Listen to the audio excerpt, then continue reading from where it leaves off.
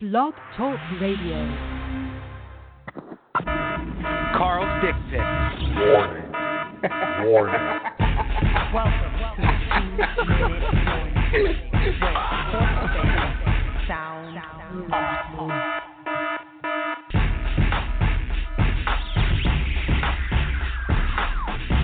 I'm trying to blow your mind. I'm talking literally blow your mind. I'm trying to blow your mind. I'm talking literally blow your mind.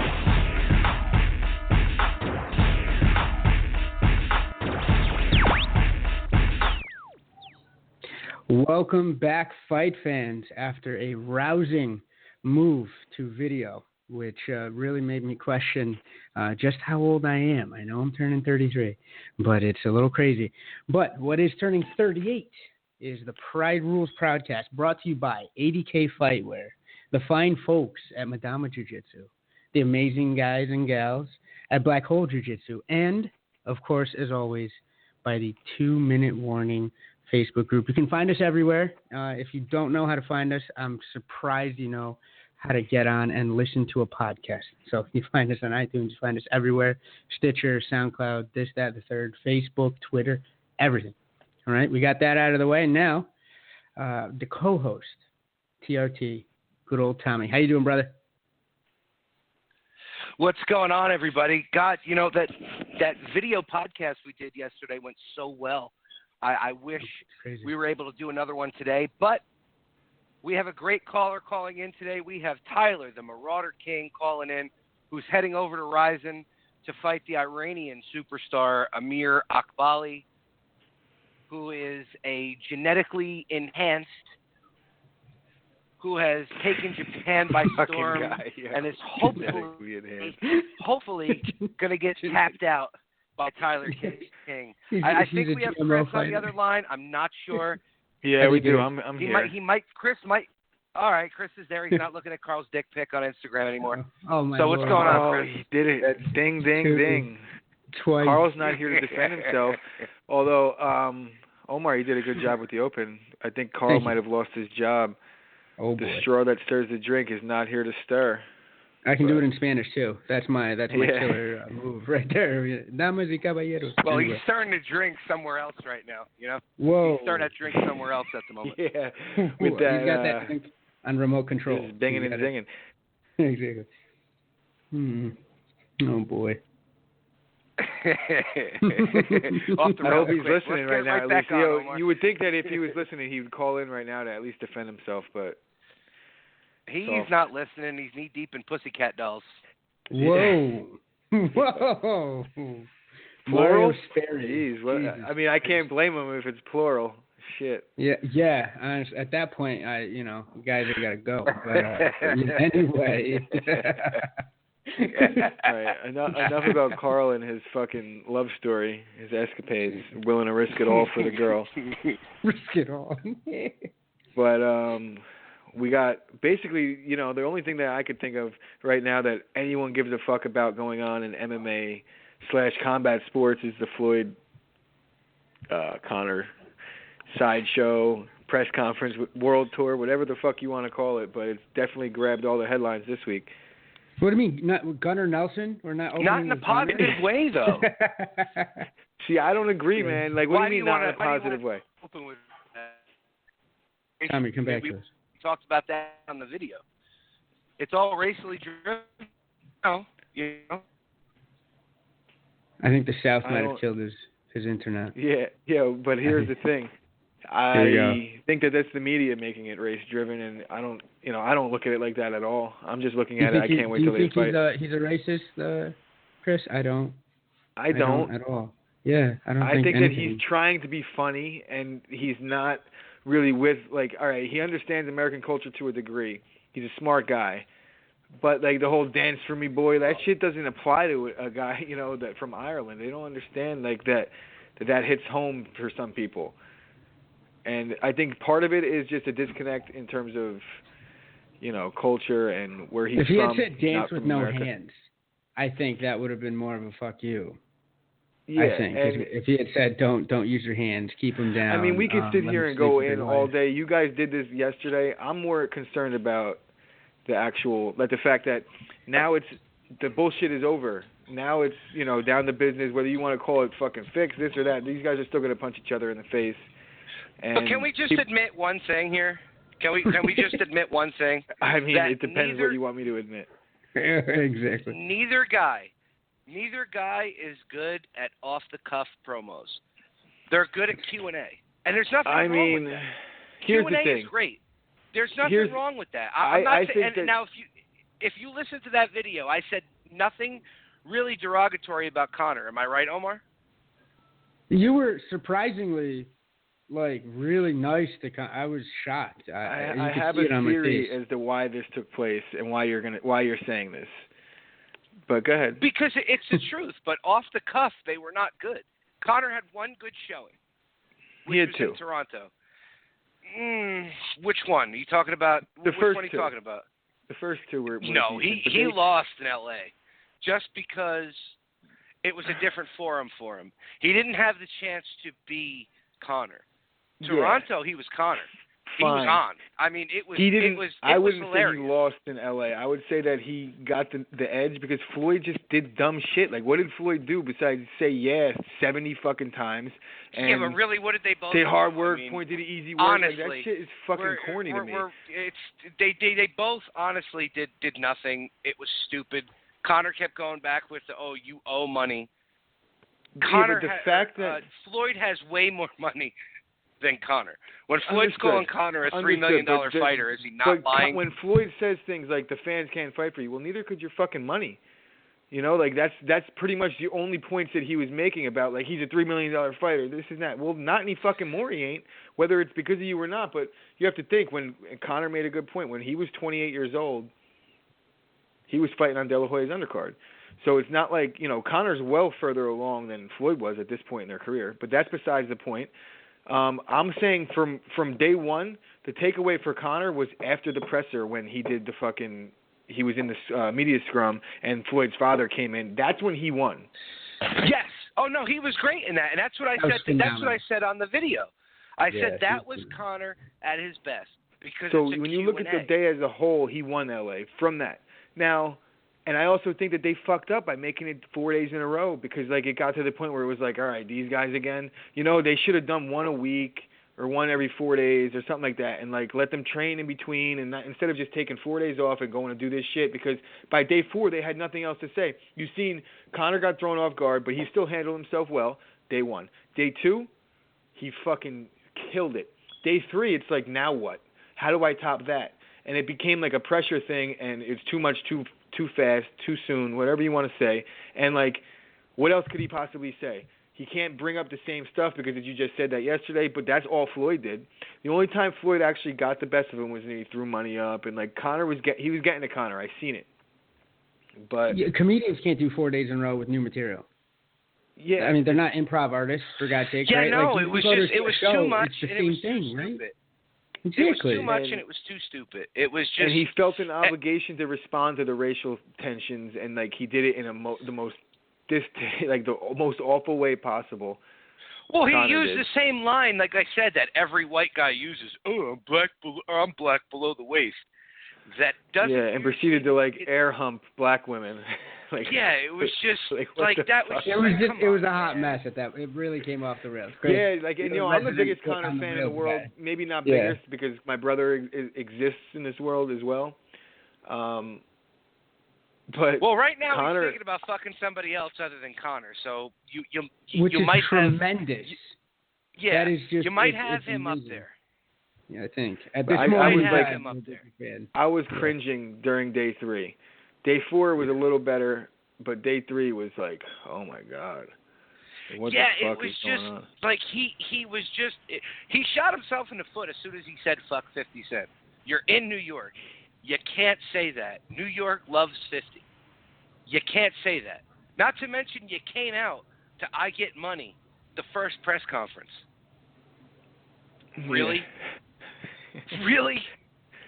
It was just, it was so bad. And honestly, the worst one out of it all was Dana White. He kept wearing a red shirt that was matching his fucking face. I mean, I think it was shit. actually Mike that calls in from Hawaii that posted the thing with of like the Neapolitan ice cream with That was Floyd Yes. as the That was phenomenal.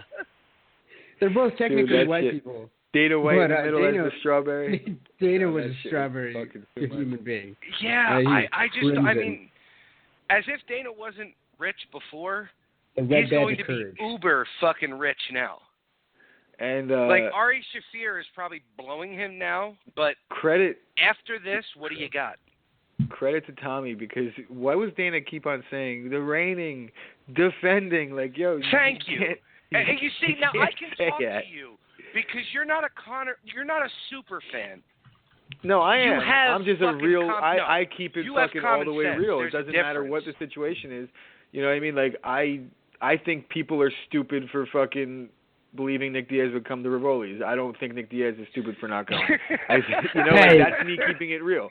I think that, you know, I think Conor played himself. I think Dana played himself.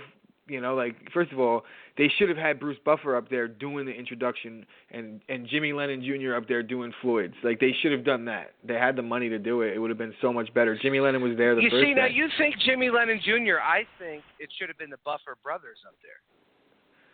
Yeah, That's but what I Buffer think. doesn't work for Showtime. He works for HBO.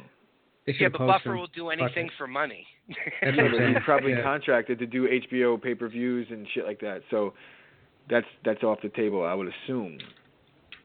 Yeah, but I mean, it was just the whole thing was just stupid. If it was just one day, it would have been fine. Or That's you know, what I like said. Omar and I had said, if they started in London, went from London to New York to Canada, Canada to LA, it probably would have been a little bit better. Just because Floyd could have still been training, or not Floyd, Conor could have still been training in Ireland, because I know he's not training here in the States. He could have still been training in Ireland because London's right there. And then move the way down because, like Omar said, L.A. is close to Vegas. You have Right. the last press conference maybe a week before the fight because they're both going to be in Vegas a week before the fight. Or you know, Conor's probably going to come to Vegas a little sooner than that just to get acclimated. I would assume. You know, like You would think. Knowing the way he carries himself, he's got to be taking every bit of this serious. Like there's no, you know, he has the potential to be the biggest star on the fucking planet.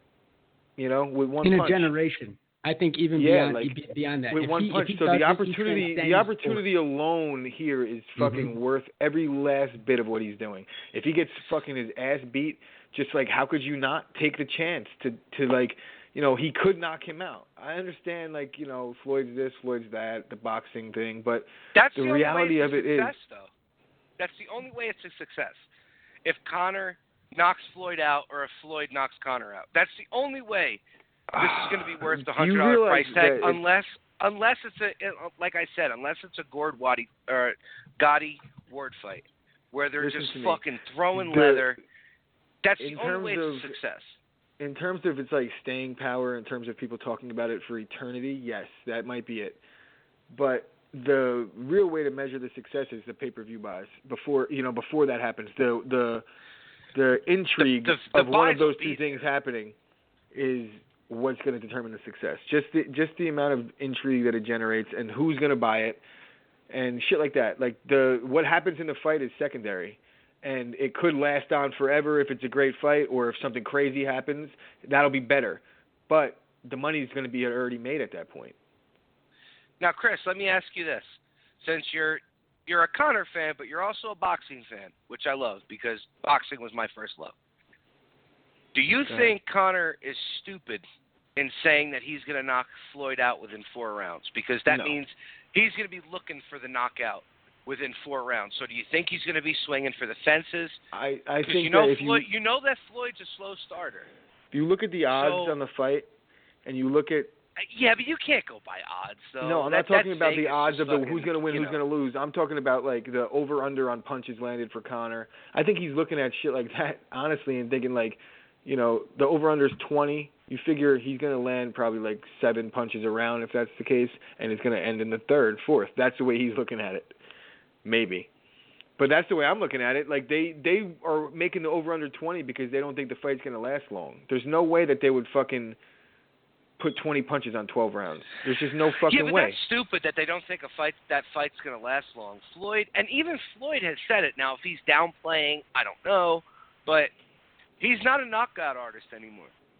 He's not. When now, was he says it's because because early on he actually went out for blood. If you look at the Gotti fight, he tried to put Gotti's ass on the floor. Gotti was just a tough fucking guinea, and he couldn't do it. Gotti was just one of those guys that fucking just put his face in the way. Like you know. Yeah, but what I'm saying is you had to fight him in hotel rooms, though. Gotti's weakness was you had to catch him in a hotel room. Now you see, Omar, you're pissing me off there. You're pissing me off. That's pissing me I'm off. telling you, he was invulnerable in the ring. I'm just saying. All right, he just had to go south of the equator. Yeah, way to fucking sweep that one under the rug. Holy shit. Yeah, that's but good. Anyway, Floyd was saying how he's older now. He's not training to knock people out anymore. He said because it's too taxing on his body. So for Floyd to knock out Conor, I don't think that was ever a possibility, unless the rounds were going longer and longer and Conor shot his wad. There's 0% chance that Floyd's knocking out Conor. No. 0%. I hear 0. Max Kellerman talking, and he's fucking crazy, the things that he's saying, that he won't get hit once, and, like, he's going to knock him out early. Like, come on, dude. It's not happening. I don't think he's not going to get hit once, but I don't think Conor will land that flush left hand like he usually does. Oh, man. Unless he does. Yeah, well, he won't unless that's what I'm saying. I wish it's every a fucking boxer fist thought fight. of that. Let me land my best punch on the guy. But here's my thing about Floyd, and this is not a knock on him, but I mean it's the truth. It's just simple. We'll say what Conor says. This is just facts. You know, how come he's not fighting Danny Garcia? How come he's not fighting these young guys that are 32-0, 33-0? I keep saying this, but because the money's not there. Yeah, but it is there. This is the money. What are you fight. talking about? Floyd is the money. Floyd's the money. You're telling me the money's in Andre Berto, and you're telling me that the money's in Victor Ortiz? No, it's not. The money fight for Floyd to get him Brandon out of Rios, retirement. the money's in that? Chael The money's in those fights? No. Chael Sonnen said it best. I know he's from MMA, but what's the point of prize fighting? You want to get the biggest cash attached to the easiest fight that you can potentially finagle. That's it. So I'm tired of hearing Floyd is the best when he's not fighting the best. You're not beating the best in the world. You're simply not. Yeah, but he did beat the best in the world until his last, 5 or 6 fights? I mean, Cotto was the best at one point when Floyd fought. At one point, that was the best. You know what else he was? But here's the thing, bro. Puerto Rican. I just want to put that out there. Remind everybody, make it racial. Make it racial. When he fights these guys that have any type of potential to do anything to him, he drags them down to like a crazy low weight, sucks them out. He like makes it like, look at the contracts of these fights and like where they're, not to say that I've looked at all the fucking contracts because I haven't, but I'm just saying the Canelo fight. Canelo was damn near dead. And people were like, he fought Canelo. That's a dangerous fight. No, it wasn't. Look how heavy Canelo's fighting. Dude, you're trying to tell me that first fight Canelo wasn't dangerous? Canelo knocked the fucking shit out of him in that first fight. Canelo won that first fight. But he would have won more dangerous. You're thinking about Maidana? Or Maidana, that's what I'm thinking of, Maidana. But it wasn't a dangerous the first fight fight on paper. with Maidana, he won. What happened was he fought a guy that wasn't going to get tired, and that was Floyd's thing. He'll get tired. No, Maidana kept coming. It's people make mistakes, man. Floyd makes mistakes. He's 41. Night of the fight, I don't know. People saying that Conor has no chance. I challenge them to take their entire bank account and put it on Floyd. If it's a guarantee, like you're saying, then it's a guarantee. It's a 25% return on all your money that you own. So do that and prove to yourself and prove to everybody that you really think he has no chance. Because that will make it all the way real for you right away. Like, talk shit like he has no chance. Well, then if he has 0 chance and you're saying that so confidently, then put everything you own on it. And I guarantee people start thinking how fighting goes and how they judge it is, statistically speaking, you're looking at a guy who's 49-0, and you're looking at a guy who has 3 losses. On paper, who do you think wins that fight? Now, forget that it's Conor and Floyd. You're looking at the record. Who do you think wins that fight? Can't say Bro. it. 49-0. I can't say it only because even without take who it is out of it, my natural spidey sense for It says that the handicapping guy that's fights 49-0 is old as fuck. would go. No, you know what? I told you, take out. But it would take also, out I would who also they be are. like, Look at the no, record. but I would also be like, why is this fight even happening? There's got to be an X factor that I don't know about. Even take out who they are, Yeah. I'd still say, wait a second. Like, look at the Pico mismatch, right? Or the supposed Pico mismatch when it was 0-0, and what the other guy was 7-3 or 8-2, something like that. On paper, if you take out who they are, I would still even try when handicapping that match. Go, wait a second. There's got to be a reason why this son of a bitch on the left hand of the screen is getting this fight to begin with. Either they want him to die, right? One potential thing, right? Or there's something about the guy with an 0-0 record. So even without Conor. All right. So you take that out. Now you look at the fact that it's a guy who's been boxing since he's a kid. And I'm not talking 20-something years old. I'm talking a kid, a child. But the fact remains he's no longer a kid. It doesn't matter. Officially over the hill. Somebody who's boxing and MMA are two totally different styles. Yo, when Floyd says things like 21 years on top, that shit to me is like a knock. That means you're fucking at least 40. Like, that's not good. Yeah, but he didn't take damage. So oh my God, he's bro. What 40, the fuck but does that he's even mean? You take more damage in sparring. You take more damage in sparring. He's been sparring for 35 years of his life. He's taken plenty of fucking damage. You're trying to tell me he's got sparring partners that could actually keep up with him? I don't. Yes. Who knows? You want to know why? Because Floyd will spar 15 guys in 15 rounds, and each guy is fresh each round. And he'll pay him money. He's been tested in sparring. And he'll pay him money if they touch him. So they're very, very well incentivized to try to beat the shit. Out of Woodley was talking about like this like they call him the Bull. He's from St. Louis, and like Floyd brings him out to train, and Floyd like this kid's a young good boxer, up and coming. Like these guys they're hungry. They're trying to prove themselves in there, man. Like these guys ain't going in there to get fucking beat up, even though they might. It doesn't, and plus I'm just saying Floyd is taking damage. There's wear and tear on that 40-year-old fucking body. And it's a style that doesn't age well. Right? If you were telling me that it was like a power guy who all he had to do was land. Yo, when Roy Jones got knocked out, had anybody heard of fucking that dude when he got fucking slept? There's a huge difference with Floyd. Or I mean with Floyd and fucking Roy Jones Jr. Roy Jones Jr. purposely took damage. But what I'm saying is when fucking Father Time catches up to you, Father Time is undefeated, bro. Well, like, everybody eventually fucking gets old. And, Floyd, let's call it what it is. He hasn't fought in 2 years, and he's going to be 41. Like, that's a factor. If for people to think that it's not, then they're fucking nuts. Like, Conor's in the prime of his athletic life, and he hits harder than – like, people say boxers hit harder. What the fuck do you know? How do you know? How do you know who hits harder than who? And, until you get hit by them, each. Like, to say that, it just doesn't make any sense to me. It really doesn't. They might have – more tools in the toolbox, but it might only take one tool to do the job. Like that's all.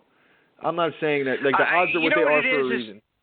I just think it's Floyd's defensive style of boxing which make people think that Conor doesn't have a shot. That's all that it is. He's the best defensive boxer of this time. And Joe Rogan even says that Conor is willing to take two to give one, and that's in the UFC with fucking 4-ounce gloves. Like Joe Rogan also says it would be awesome if Conor fucking head kicks Floyd. Yeah. Which would be stupid. Would it not be? Because would it not be fucking awesome? No. You know why? Because nobody gets paid, and then everybody who spends $100 for the pay-per-view doesn't get their money back. Either way. It fucking and that's not true.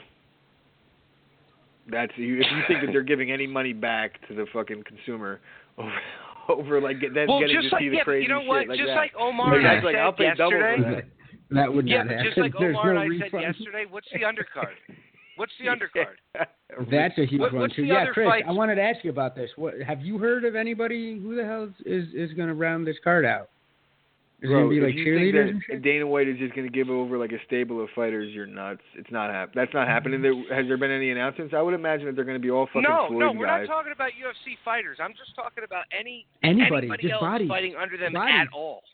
I just want bodies. Like, who the hell? Yeah, I mean, what's going on? I'm not paying $100 just to watch those two Floyd's and watch a fucking hour heading and a up the half promotions. promo. Just honestly, has anybody Googled this? I'll Google it right now. I've tried. There's nothing. There's nothing. You never know. There's no mention of an undercard. There's no mention of a main card. It's just those two. That really makes me think that something's going to happen to where this fight's not happening. I feel it in my gut. I'm telling you, It's not fucking happening. He's figuring it out. My man's got the Santeria more on lockdown than I do. That's impressive. No, but you know what? I want to see it happen. I told you that. I want to see it happen because... Hold on. Yeah, there's an undercard. Yep, but okay. One of them is somebody and then versus TBA is what I see to be announced. So I see no undercard. That's what I see. And then the other one is a couple ladies, I think. I don't want to assume their gender. This is 2017, but Cecilia Comunales versus Katie Taylor. Right? Yeah, Are you seeing the same thing? Something's going on. You know, maybe Are they Holly making Holmes sandwiches is slipping. before the fight? Oh boy. Oh no. Yeah. I think I mean, they don't have the open finger. I would imagine so. I mean, they are, you know, way to state the obvious, but hey man, you know, what do you mean? You guys don't have sandwiches before fights? All that says to me is nothing is definite. That they're not even going to be on the main card. Shut the fuck up! It's definite. These guys are fighting. Mike Tyson's going to be on this main card. Tyson's going to be on the main card. Well, Chris, just like I had said to Omar, don't you think the Canelo-Alvarez fight would have been awesome on this main card? No, because you want to know why? Because it would take away, you know, Canelo I'm sure has a pay-per-view deal cut, and so does Triple G. So, like, these guys ain't giving their money away to these other two guys. Yeah, but their pay-per-view cut would be huge for this fight what those two assholes are making. Are you kidding me? It's going to be anyway, and then it's just there's 4 pieces of the pie to share. You know what I mean? Like, fuck that. There's already Dana White involved. You know, there's too many hands in the cookie jar as it is. And they're separate entities that are going to do well on their own. Like, I think the Canelo Triple G fight is going to do well. You know, the fucking Canelo Chavez Jr. fight did awesome pay-per-view numbers. Canelo's his pay-per-view star. Yeah, but can you imagine if Canelo and Alvarez were on this pay-per-view? The reason why pay-per-view buys it would obviously break the record, but it's going to break the record anyway, and people would then say, well, it had, you know, the help of this. They're not, you know, there's too many egos involved. There's too many, like I said, hands in the cookie jar. It would be cool. It would be a good idea, but it's just, I'd rather 2 great nights of fighting instead of, you know, 1. Well, I also think Canelo and Alvarez are HBO fighters, aren't they? Well, yeah, so I don't know. I mean, but I'm pretty sure Floyd. Boy, with HBO. So I don't think that that's going to be too much of a possibility. Yeah, but like I said, even if Conor wins, they're not going to let him have the win anyway. People are going to say, well, it's because Floyd was old, or they're going to say Floyd threw the fight. And well, if it's because he's old, then oh well. If it's because he's old, then oh well. They're fighting. He signed the paperwork. If it's something that's like corny and he threw the fight, bro. You know that. If he wins with punches, if he wins somehow with punches, I don't give a shit what anybody says. There's nobody that's saying, okay. Yeah, but it doesn't matter. They didn't give Nick out. Diaz the.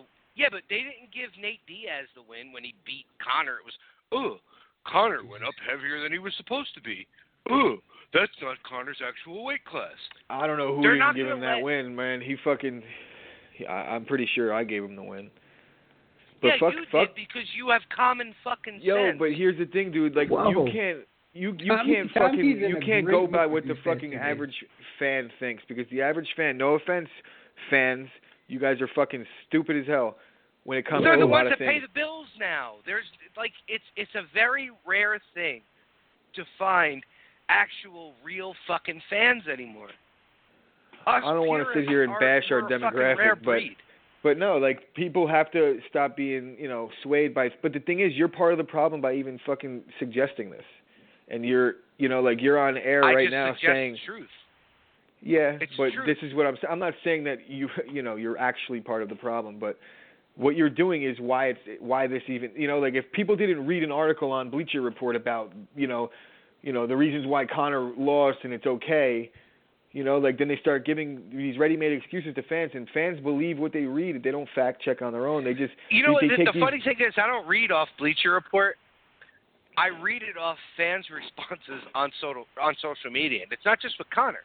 It's the same thing when Weidman beat Silva the first time. But it's so easy to just drop a comment mindlessly on there and like keep it pushing. You know how many times I've stumbled across things that I wrote that I don't even remember writing, you know, on social media, like talking to something, having conversations, getting into arguments with people. It's all fucking mindless dribble. It really is. You start fucking going and going and going, and half the shit people don't even know what the fuck they're saying. There's no like accountability whatsoever. If you could just type something and you know to one person, what the fuck does that even matter? But the fans are stupid. You're correct, and it's because of the media's stupid influence. It's not like the people are stupid. It's just that they believe everything they fucking read instead of watching the events for themselves and like you know looking at certain things and like watching Conor's setups. Conor could fucking throw hands. People think that like he can't box. They're fucking crazy. They're absolutely crazy. And like the media will have you think, depending on who you listen to, that Conor has no chance whatsoever. But I mean, can you honestly blame people for making that assumption? Honestly. Yes. You want to know why? Why? Because most people that say it, like, dude, I'm arguing with this dude, and then he starts saying shit like, Conor ain't a stand-up fighter. He needs to do that ground and pound shit. And I'm like, well, clearly you never watched Conor fight. So why am I even having this conversation with you? Like, what am I even arguing? You're going to say Floyd because he's a boxer. You heard somebody else say it. But that's my point is that, like, these people that are, this has gone so mainstream that it's no longer just boxing fans or MMA fans that are having an opinion.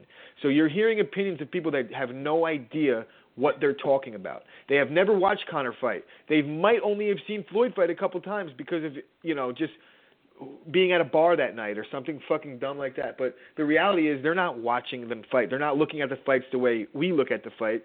And they're not looking at the skill sets. They're not looking at the setups, the feints. They're not looking at any of that shit. They're just looking at the articles they read and the things that famous pundits say about the fight, and then they take what they hear and read and they grab that and they use it as their opinion. Or even worse, they assume that because he's an MMA fighter that he needs to do chokes and grappling to be successful in a fight. Which that's only it's part not of the battle. Just that. It's just if you look at his fights, a lot of things that he uses for distance. He'll use the kick, even just the mid kick, or even if it's just a leg kick. Those are the things that an MMA fighter uses for distance. If I was Conor, I would be raising my front foot the entire time, dude. I would be fucking making him think that there's a possibility if I was Floyd, I might kick you in the like face. a Thai fighter. You just like kind of there's things that I would do. That's what I'm saying. Like Conor might bring things to the table that Floyd has never seen in a boxing ring as well. It's not like Conor's just in his own element or in an element that he's never been in. So is Floyd. Floyd's never fought a fighter with this type of style. Like, you don't know what Conor's going to bring. You have no idea. You know what, I don't think Conor's going to do that. I think Conor, as much as his antics on the outside are very fucking pro wrestling and, flamboyant, once he gets in there, he's going to be 100% dialed in to be a boxer. I think he's going to be dialed in to land the big shot 100% of the time. If he makes the mistake to try and box Floyd, that'll be his downfall. He's got to bring the fight to Floyd and make it dirty and fucking do things. Like, here's the thing. Floyd likes to grab and clinch. That might be a big problem for Floyd against Conor. He's way bigger than him. Well, they talked about that. Now, Brendan Schaub talked about that, about the Brendan and Paulie Magic Man Malignaggi. I my fucking Italian hate, brother. by the way. I can't even fucking stand. No offense, I'm Italian too. Which makes me fucking laugh because he's just as flamboyant as every fucking fighter that you like. But anyway, I just appreciate that you said his last name the right way, because one thing Schaub can never seem to do is get anybody's last name correct on that show. Because he's not a paisan. He doesn't understand. He doesn't know the vowel at the end of the name. But anyway. I got you. Okay. They talked about that, about the dirty cheap shots that boxing has, and they talked about Conor doing that. There might be a very short fucking leash on Conor, to where he might not be able to do those. I'm talking about like just Conor being able to clear his arm and fucking clear his arms when he gets grabbed like that better than a boxer, because he can carry his weight. Work. And be a bigger guy, bully him. I think that's like you hit Floyd and you hurt Floyd. Floyd's first reaction, watch every fight he's ever been in, Mosley, fucking Zab Judith, whenever he gets cracked, he's grabbed. Yeah. He gets he throws hooks in, and it's like, yo, you're gonna hook a guy that's fucking a Muay Thai expert. You're probably gonna get fucking dealt with on the inside. That's all. You know, and I don't know the only that difference with boxing is they don't allow those inside shots like yes, they do they with MMA fucking and Muay do, Thai. dude. What are you talking about? They do, but to a point. Yeah, to like a Connor's point. not like I said to They'll Omar. say punch I said, yourself out, punch yourself out, and Floyd will be the one not throwing punches in that situation. Connor will be. They'll say it. You know what I mean? Like if I understand that, I think Connor's going to be at a disadvantage in terms of the way the fight's going to get scored and reffed. I think that he's got all the odds stacked against him that he needs a knockout. But I think that he might hurt him with a short shot on the inside to start it, you know. Or, honestly, like, I'm going on air saying this because people think that I'm crazy, but I said it for the fucking Jose Aldo fight on this show. I said, don't be surprised if Conor knocks him out in the very first exchange. Very first exchange. Wait a minute, we had this show when Aldo and Conor first fought? Was I not a part of that then? They might not have been on this show then. It might... It definitely wasn't on this show, bro. Oh, no. Look at him We've been on trolling. for 38 How about episodes. this? That fight happened 2 years ago. Yo, That's messed up. no, it That's didn't. messed Did up. it? God damn it. Damn, bro, Tommy's got mad played at me that. out. But anyway, Jesus Christ. I'm Way saying to it go. on this show right now that Conor might knock Floyd out in the very first exchange. I honestly believe that. And if he doesn't, his odds of winning the fight will go down exponentially as the fight goes on. Well, the thing is, I think they're both in each other's heads now. That's what I think. Like Conor always has the advantage of getting into his opponent's head, and his opponent never getting into Conor's head. But right now, they're both in each other's heads. At least from what it looked like. So that Aldo fight, have you ever seen Aldo come out ready to throw a punch as soon as the bell rang? Like the way he threw, as reckless as possible? No. Yeah, but that's Never. because like Omar said that one day that fucking Conor leased space in Aldo's head. He didn't throw any feints. He just charged in.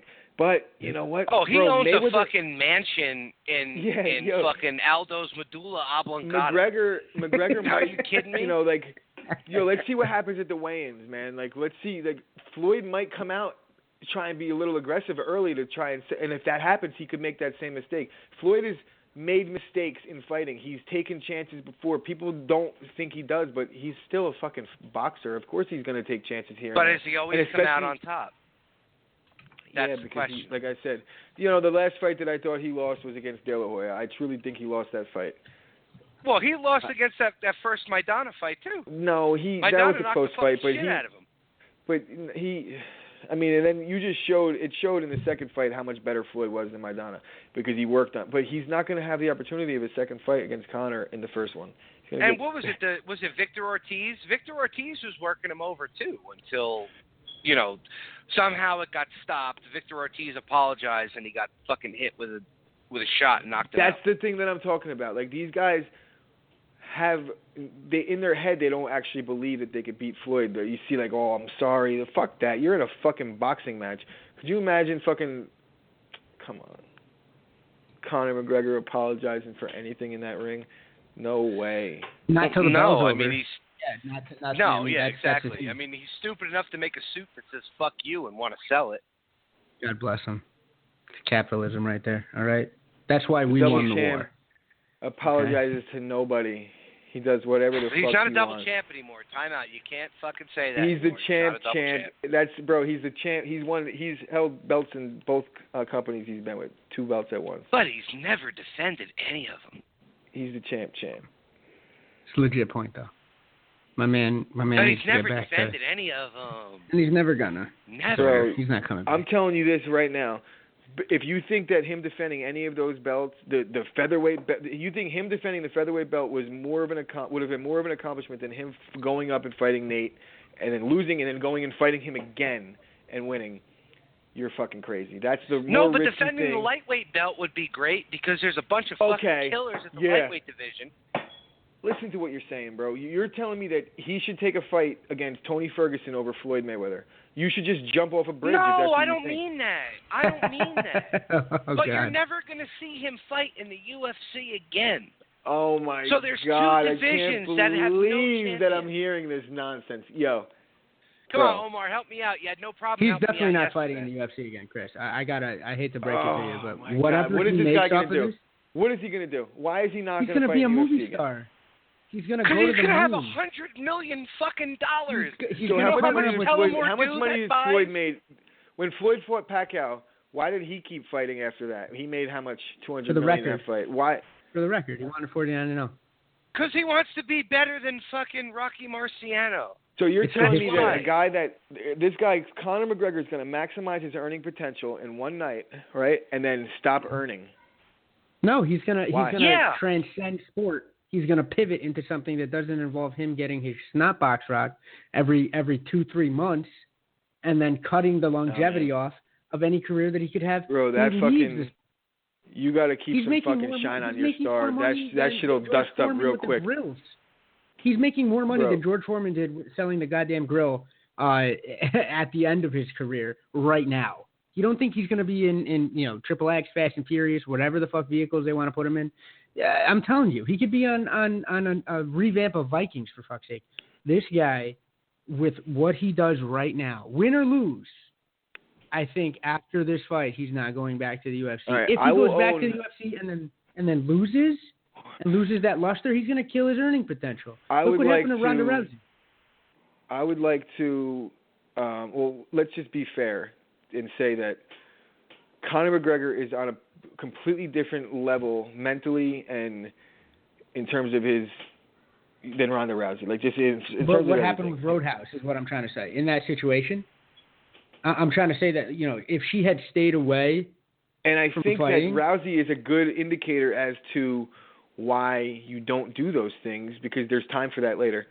And you focus on fighting while you can fight. And I think Conor has a firm grasp of that idea, and he's only 29. He's not going anywhere. He's not. He's a fighter. What is he going to do? That's what he likes to do. And get money and get out. Don't we have that tweet that we could bring up?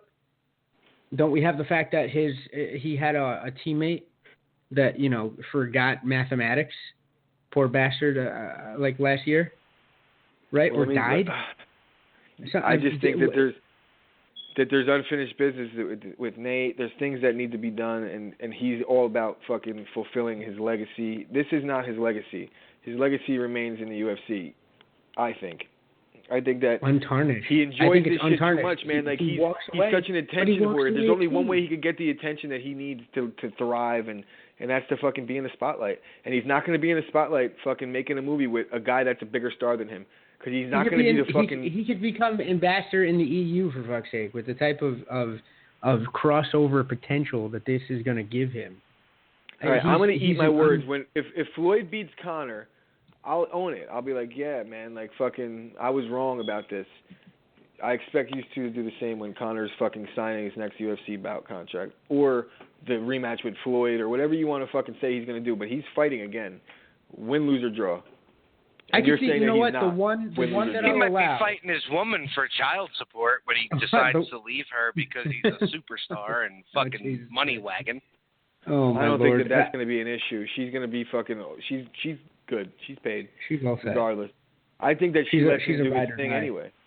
Yeah, she's a ride or die anyway. I think she's been through some pretty amazing stuff with him. She's like fucking Gemma in the fucking Sons of Anarchy. She ain't going nowhere. She's a mother. Well, yeah, but that means she's going to eventually come out on top. So what is she? Well, no, that was the Gotti story. The woman ended up getting Conor fucking the money maker killed. Fucking kills her. Oh man! And you guys were getting mad at me for bringing it up. Damn it, Tommy. Well, we're speaking in like hypothetical terms of like a TV show. You actually like bringing up someone sadistically dangling from a. Yeah, I just like Omar said, I don't think he's ever coming back, dude. There's going to be no legitimacy to the 145 or the 155 belt. Because this is, and I think we've had this conversation. Like forever's a long fucking time, man. Conor's never going to get to fight again. Yeah, but you got to understand something. He's getting $100 million. He can open up a fucking. He can open up anything. You know what? in You're Ireland. right. You know what? A-Rod made $100 million, and by his fucking third year in Texas, he played fucking 15 more and made $380 million more. Did he stop because he made $100 million? Stayed in the United States. He stayed I don't here. know. I don't have any idea what the fuck that has to do with anything. But It has a lot to do with it. The money goes a long way in fucking Ireland as it does here. this guy Just spends like his Omar money like said, a he fucking. could run for the Irish Parliament. And he He probably really He knows doesn't nothing want about to. politics. He wants to fight. He's not a politician. He's a fucking I know. fighter. And no, he couldn't because I know. you hear his mouth. What are you The fuck talking does about? that have to do with anything? Donald Have you Trump heard? is the Have you president of the heard United Irish States. Parliament? They're pretty crazy. Listen, He the could Irish do people it. are trying to like ban like MMA in Ireland. As crazy as that sounds, like they don't want to fight at Croke Park. Canada they think did. it's Right? Canada banned jiu-jitsu competitions, and they're setting their sights on MMA again in a fucked up way. Don't get me started on that. It's super weird. well. That's my What point. some of Like these for people every do. fucking, if you don't think that there's another side of things in Ireland, like we see the crazy drunks at MMA events and shit, but there's fucking people there that are very conservative as well and very religious and don't believe in the shit that's going on. Believe And me. Conor can sit back in the cut with $100 million fucking dollars and not have to get his head punched for a living. I know what he and can live do. comfortably. I know what he can do, but I'm talking about what drives him. What drives that man? And I think it's money. The will to Yes, power.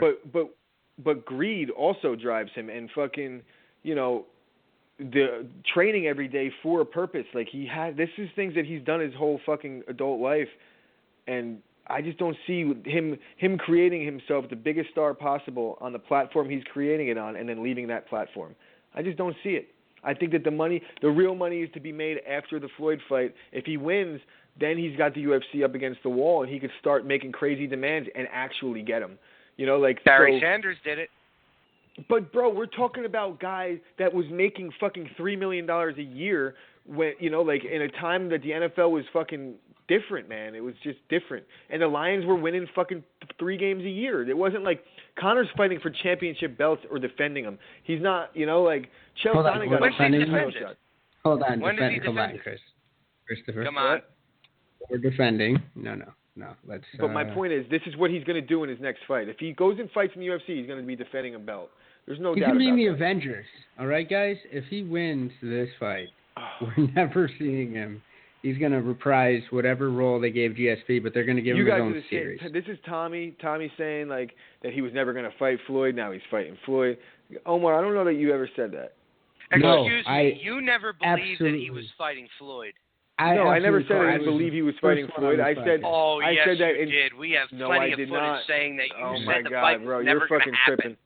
I said I don't No, want not. to hear about it until it's fucking signed. I just said there's no reason to talk about something that's not real yet. That's what I've said about the fight. I never said it's never going to happen. I've said there's a lot of money if they're smart.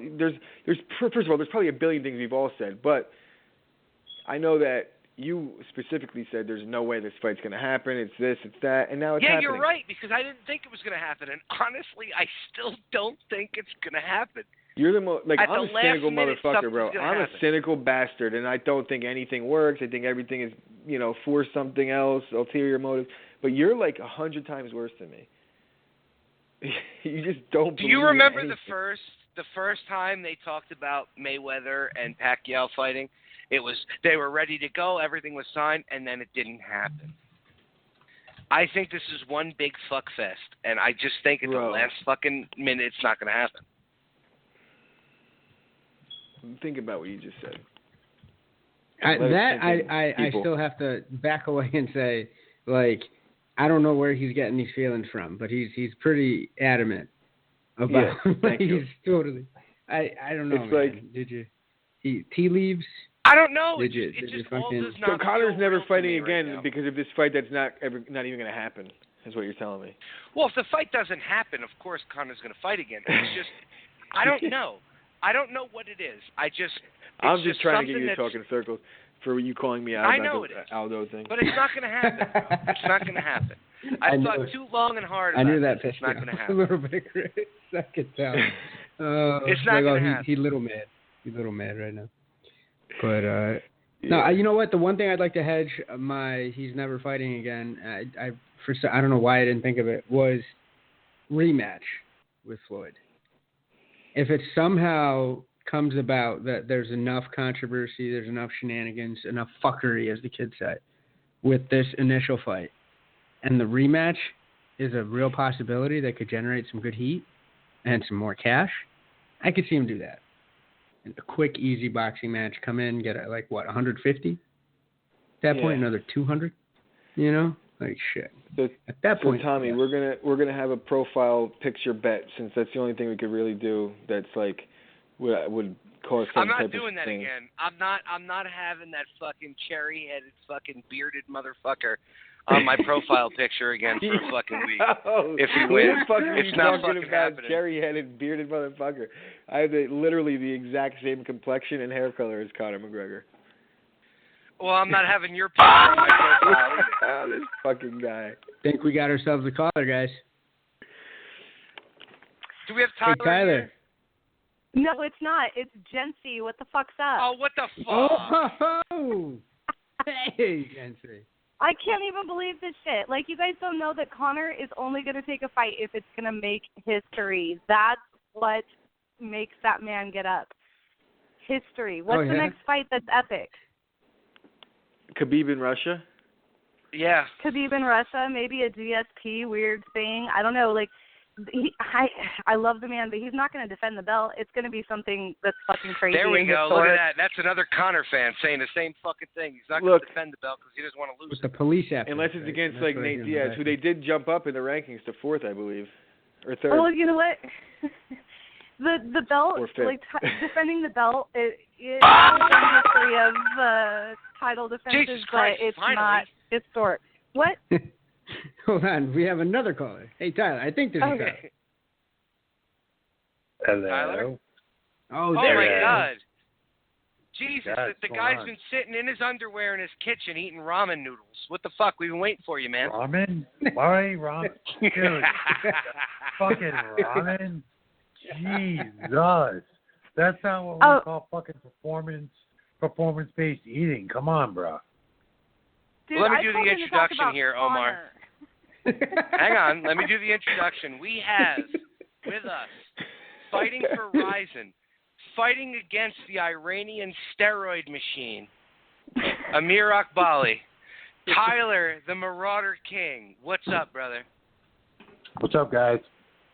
I apologize. I was stuffing my face with strawberries, not ramen noodles, but I was still stuffing my face, so apologies. But yeah, doing great. Had a fucking awesome training session today, so feeling really good. Sorry about the F-bomb. No, we curse on this show. You could say motherfuck, Yeah, you can cocksucker, bring dick, it. dick. You could say whatever you want.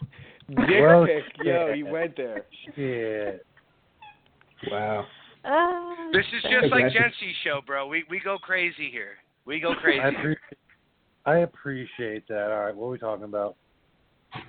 Well, we were talking about the Conor Floyd shit, but let's get off that because we have All you right. on the show now. Let's Okay. talk We'll get back about to that. your fight in Japan All right. against the Iranian steroid machine. I'm hoping his AKA buddies call in because from what I read on Facebook today, I want to hear that shit firsthand right now on the show. I don't think they'll call in because they're I think probably it's like fucking 8 Thai a.m. boys or whatever it is they do out there. But Oh, wow. but yeah. Oh, God. First off, I want to know what started this war with Iran with you. What started that? I mean, kind of ever since I started fighting, and ever since I like kind of took a step up in competition, you watch people that are doing things like guys you cross paths with, and sometimes you want to fight guys just because you think it'll be a good fight. It'll be a tough fight. You want to test yourself. And sometimes you just look at a guy and you're just like, why the fuck is this guy getting these opportunities? Why is he getting this? What the fuck does he have that I don't have? And you want to prove that you're worthy of getting those accolades. You want to prove that you're better than, the hype machine over on, maybe in Bellator, maybe in Rizin. And, ever since I first started, I've been kind of doing that. And, I think like one of those guys that kind of happened with, in my life was Lorenzo Hood when I just beat him from pillar to post, World Series of Fighting. And in that same vein, Amir is a guy I look at, a lot of hype behind him. I hear a lot of people saying this Iranian monster and this fucking killer and this, that, and the other thing. And he ain't no bitch, but I'm just not not shook. It's not going to be easy, but he can be had, and I will have him. Well, let me ask you something. What's your walkout song going to be? Do you have one yet? I do. Can I make a suggestion before you make that decision? This fucking guy. Can I make a suggestion? What's that? Real American, Hulk Hogan's theme song. You come out to fight the Iranians. Listen, I'm not going to call it. Listen, I'm not going to say it's a fucking tremendous choice. Because it just is there's no the fact but there is something about that. You're probably I'd say you're in the teens somewhere of people have suggested that number one. That's number one. Number two, Darren Cruikshank already did it in Rizin. Yeah, but Darren Cruikshank wasn't fighting the Iranian. Like the story behind that when Hulk Hogan came out to fight. Yeah, but he fought the Iron Sheik, and he came out to that song. The Iron Sheik is an Iranian god. But didn't Hulk Hogan come out to that song no matter who he wrestled? And he didn't fight anybody, dude. He wrestled them. Yeah, but Japan would go nuts because Hulk Hogan is huge in Japan. There's two songs that people will go nuts for. The Pride theme music or Hulk Hogan's music. That's the two songs that people will go nuts for. Let me tell you something right now. I was going to walk to the Pride theme song, but I can't because UFC owns it. Yeah. Are you serious? That's actually a great idea. I am 100% serious. I was going to walk out to the Pride theme song, and I was told I can't because it's owned by Zufin. Oh, no, owned by the UFC. It's owned by WME now, apparently. Yeah, no, they would fucking be all over that shit. Yeah, but every theme song that everybody walks out to is owned by the artist, and the artist doesn't get paid for it. That makes no fucking sense. Yeah, but not by a competitor. Yeah. This is a competitor we're talking about. Exactly. Like UFC and Professional Fight League, formerly World Series, they have a good working relationship. Like you saw Justin Gaethje when he fought, they used some of the old World Series of Fighting footage, but that's about it in this industry. It's not like Bellator is going to let the UFC use some of his footage or something like that, you know? Yeah, that's such petty bullshit. That's such petty bullshit. Listen.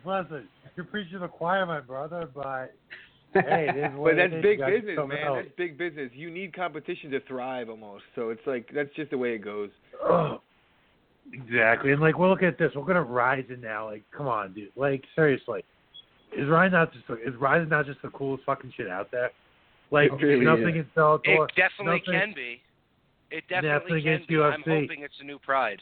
I really am. Nothing against UFC. Nothing against Bellator, Professional Fight League. I love all y'all, but there's something about going to Japan and this fucking rule set and everything like that. Well, it's a real fight. It's a real fight, just like our name says, Pride Rules Podcast. It's a real fight. My fight is Pride Rules with elbows.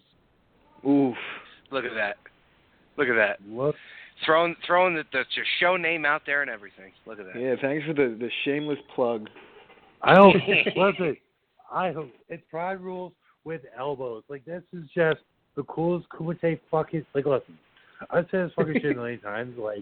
This is bucket list shit for me. Shit I've always wanted to do in my life. Go to fucking Japan and fucking throw down. Are you kidding me? Hell yeah, that's fucking great. Soccer kicks. Yeah, because you could stuff one of his takedowns and kick him right in the face and just end the fight. I would love it. I would fucking love it. Oh my There's God. just so much. Listen, this is a very unique rule set, and I've definitely modified my training for it. Let's put that out there. I have definitely modified my training for this rule set. So, who signs up to get kicked in the face by you though in training? I feel like that's a short straw situation. I feel like. Well, listen. When there's a stomp open, I might just kind of pantomime it. I'm not going to drive my heel into my teammates' noses, But I'm sure there's some fucking psychopaths in his gym that are kind of down, regardless. It's just the way it goes. Wait, I think it's funny that you guys think that there's someone crazier than Tyler in his gym. No. That's funny. No. I I'm didn't not. say I'm not that. coaching. I'd like to say go that. back to bands that are popular in Japan, though. You can walk out to "I'm Just a Girl" by Gwen Stefani, and I feel like it would probably be a hit. I'm just saying. You know what? Oh my You lord. You could come out to like the Britney ironic Spears and the walkout? shit would go fucking, place would go Cheap nuts. trick. Ironic walkout. You should just I'm walk all out about like the don't ironic speak. walkout. I want you to want me. Shit. Actually, no. Let me touch on that. So my good friend Chuck, my good friend.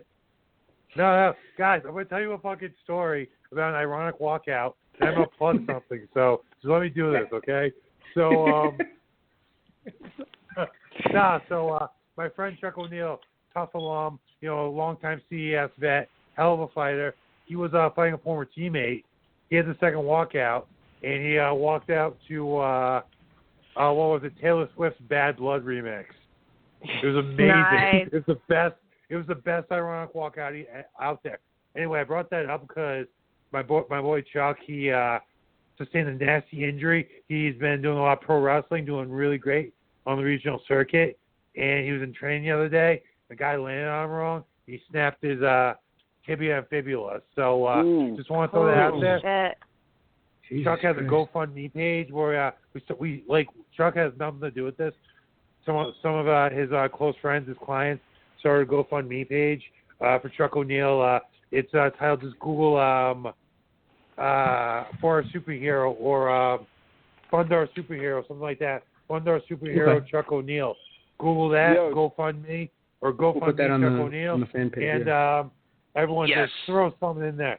Throw Yo, something in message there. it to one of us after the show, and we'll definitely put it out there for you. Oh yeah. Yeah, because And guys, I am one person who can tell you I had my tibia and fibula snapped. My leg was off in a car accident. So I know how bad Ooh. that is. I know how bad the recovery is and the fact that he might lose his career over it. So please, please, please, people listening, please give whatever you can give to this. We're going to share the shit out of that because that's very near and dear to my heart. So let's please Appreciate that, give bro. whatever the hell we can. Dude, I appreciate that, bro. I appreciate that so much. This fucking rally behind. I mean, he's just a fucking guy chasing his dream, just like me. And you got a fucking bad that's break. the whole reason why I can train, but I'll never be able to fight, and that's the whole reason why. I have a rod Plus, in my he's leg a pussy, and guys. no Don't let knee. him get it twisted. Oh no. Yeah. Oh, Okay. no. No. All right. I'm just fucking around. I mean, had to. I was about had to say, yeah, okay. No, and also, Tommy, you can't right give there up with the you. I'm pizza right and there the with beer you, man. just like me. Knock it off. You know what? No, when I first started training, I could because I actually thought that I was going to be able to do it. But my coach, being a realist, told me that you probably wouldn't get out of the amateurs because of the injuries that you have. So what would be the point? Tito's back is held together with like zip ties and some nuts and bolts, and Tito's still fighting. Jency, I have a titanium rod in one leg and no knee in the other And leg. Tito, what are you talking about, Tito Ortiz? I will throw it out there. I snapped my fibula, and I have a rod in my leg too. So. But do you have do a have- right? I Do do you have have a knee? I don't have a knee. I do have a knee. I Yeah. didn't know about you. That's a good I do thing. have. That's a good thing, Tyler. I have It's funny Yeah, because but I can cool. sit in I'm somebody's just going to guard. mention Yeah. that. I have no balance in somebody's guard. So if I'm sitting in somebody's guard where people would say Yeah. just stand up, it takes me a lot longer to stand up to where I could just get I taken hear down. you. I hear you. So- It's a lot harder to start off fighting without like a background in either collegiate wrestling or some type of other sport, collegiate football, collegiate something where you're playing at a high ass level all the time. You're on a stage. That is it's not 100% true. That's 100% true. Well, we have a pro like football player on our podcast right now. My, How awesome is that? I was barely a pro football player. Did you make it to a team, though? You made it to a team. You're a pro fucking football player. Be happy for that. Okay. I You got appreciate paid. that. I did You get got paid paid to football. play Okay. fucking football. I will. Yes, you are right. I did. So you are right, sir. Tommy's getting angry. Like, come on, man. You got For a paid. second, I thought Tommy was like making fun of me because I made a comment. I thought he was like sarcastically thinking that I was acting like a pro football player. Then I was like, duh, he's actually talking about Tyler. No, you're too small for that, brother. Oh, Yeah. Shit. He's not lying. I mean, It's NFL. You ever seen a fucking NFL player? Yeah, they look like Tyler. Fuck no, thank you. I'm good. Yeah, I was at a lineman. I would not want to block look at Tyler. There would be over no the way I red. could block him without chopping his knees. It's impossible. Jesus. I don't know that would work either, bro. Like that's a thing now. People are expecting that. You're not gonna chop someone who's 6'5". You're just gonna leap over you. It's weird, man. Like it's weird when you're running at full speed. The guy just dives at your legs. Sometimes even when you know it's coming, there's nothing you can do. You just got like you're running full speed and you have a fucking super athlete just diving at your legs with just nothing but the intent to trip you up. So that's just hard. Like even when you know it's coming, that's just hard to deal with sometimes. Mhm. Wow, this is a huge plus for us right now. Not only do we have a professional fighter who's fought in 3 organizations, he's also a pro football player. I think we can end the podcast tonight. Honestly. Oh, stop. Bro, no, we're taking off, bro. This is the platform for greatness. We got to What are start we, one Conor in Spanish. McGregor? In your eyes, the Conor McGregor of the podcast. We're gonna fight, make it big after one big guest, and then that's it. Well, I kind of feel like Tommy's listen. If you guys get ratings, which I know you will, like if I raise the ratings, which we all know I will, we'll think be a recurring guest. We'll keep it going. We'll raise each other up. Oh, bro, there's only one guest that's not allowed to be on this podcast again, and that's can't George say his Sullivan. name. No, you I'll can't say say his name. It's George Okay. Sullivan. He's not allowed back on this podcast ever again. Who? So Tyler, George you are Sullivan? allowed on this podcast whenever. Yeah. Oh, that was so sweet. Whatever. Fuck, I'm not calling him that. He's like, I kind of feel like bordered. Tommy's sucking him off right now. Tommy, you got to you sound a little I thirsty agree, right but now. Well, like At you least say, the Dutch rudder. you just gave me a least. green light for shit though. So might be Tuesday. I might be out with coworkers just fucking drinking. I might take a fucking shot. Yo, guys, I need you to fucking throw on a podcast. I'm not drunk. Holy shit! Sorry. I should probably call Please, Submission Patrick. Radio real quick. Yeah, but the caveat to that is when you win this fight, you have to say Pride Rules Podcast on your fucking after Oh, God. fight. I'm gonna interview. fuck you up right now, Tommy, because Yo. I'm gonna have to put some dibs on that shit too. Yeah. Tyler's I'll not tell you even this gonna right get now. Shout out. I'll tell you this right now, guys. Fuck, never mind. I don't know if we can do that. I'll tell you this right now, guys. You can do whatever you want here. I still have a spot. Hey, I still have a spot in my banner.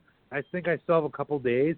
If your listeners can fucking raise them $500 on Chuck's GoFundMe page, I'll put Pride Rules Podcast on my banner and on my shorts.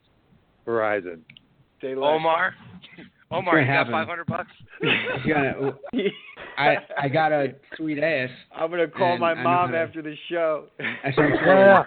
Get your I'm listeners. gonna turn into Yo, some war Mom. bonds. That GoFundMe page. It sounds like we all got a lot of dick to suck to make this happen, guys. Let's all get started. Easy. I got a bionic jaw. First of all, she's all got clawing of at a Tommy. Wait, I don't have a rod in my leg. You 3? Give me a break. Oh my gosh. Yeah, but you see, the one thing, if Tyler says Pride Rules Podcast in Japan, it will be fucking over beyond over. We'll have So are you Japanese saying- listeners. All we have to do is Are learn how you- to are speak you- Japanese, and then we're good in Japan. We're Are you fine. saying- I'm sure I got Omar this. can. that this I'll figure goal it is above sucking dick then? I mean, come on, Jesus Christ. out. Jesus Christ, you guys are. We're talking. Yo, I hope you're. you guys speaking are to Tommy. Yeah, I know you guys you're are talking to preoccupied with sucking dick almost as much. Yo, look at Amir. Everyone, look at Amir's Instagram. Amir is obsessed with fucking me in the ass. Right? I've seen that. What? Amir just talks about fucking raping me all the time. He talks about it all the time on his Instagram. It's fucking creepy. Well, dude, his I think teammates they're are trying to even rape me in the worse. hotel. It's that His repressed teammates are worse. Muslim. I type could have of thing. sworn No, Tommy was gonna guys, go somewhere look with at a camel or Instagram. something. Look at his Goats. Instagram. I'm afraid to Oh, look going at his there Instagram. now? Yeah, I'm now afraid the with that sort of government, plug, I'm like, I kind of don't. I'm too close to the government to look at his Instagram. I'm afraid they might show up at my hotel room, think My I'm name's part of Omar. ISIS or something My name like is that. already You know? Omar. Jesus, If I'm you're looking going at there. Aliakbari's IG, This One- is where no. One of my Instagram diplomacy posts about takes this over. fight. guys, one of my Instagram posts about this fight has over like 700 or maybe close to 800 comments on it. I'd say about 710 of those are fucking Iranians talking shit to me. You're doing something right. Well, yeah, bro, he's the You're doing something Iranian right. god. He's right next to Iron Sheik.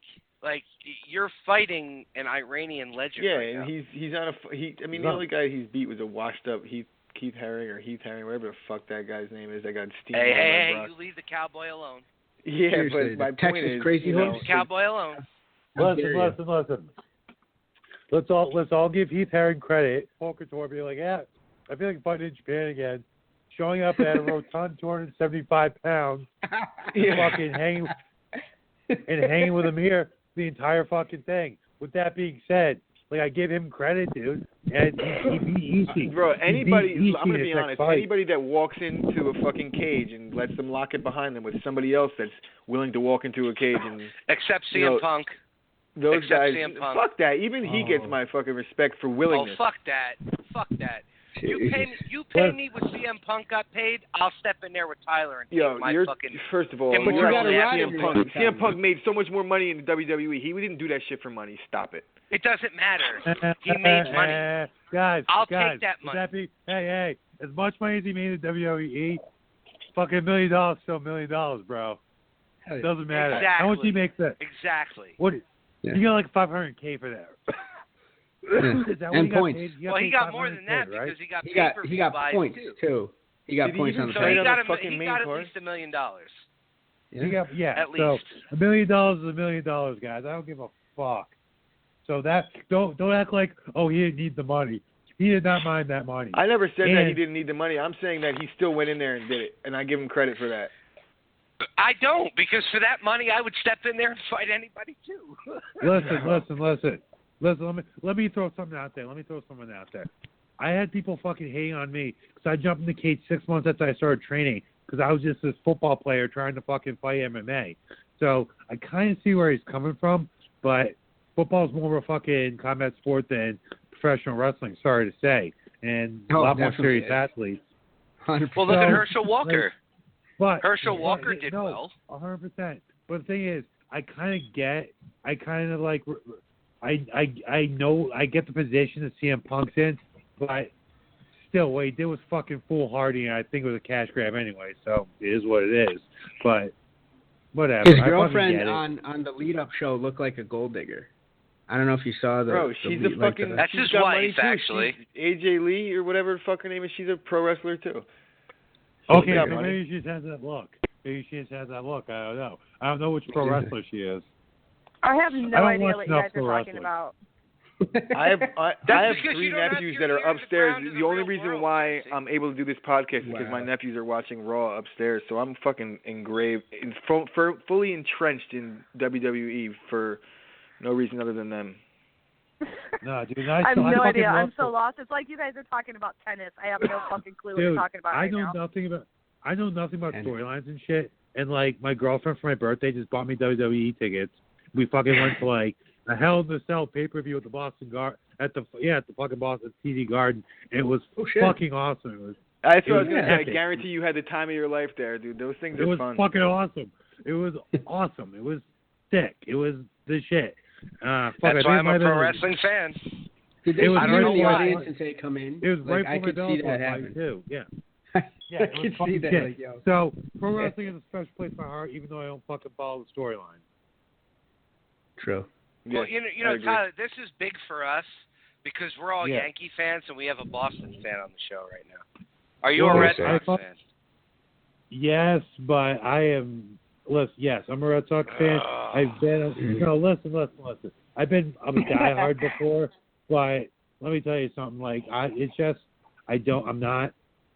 not that invested right now. I'm invested in the Patriots like a motherfucker. I'm invested I was in just like gonna say, my fuck the Oh, it's even Patriots, fucking dude. worse because I'm a Raider fan. Yeah. Fuck you, dude. Raiders? Yeah. That was mean spirited. Anyway, That was aggressive. let me tell you something. As a Raiders fan, you'll appreciate this. No one of my top probably top 3 memories of the Patriots fan is? What? Take a guess.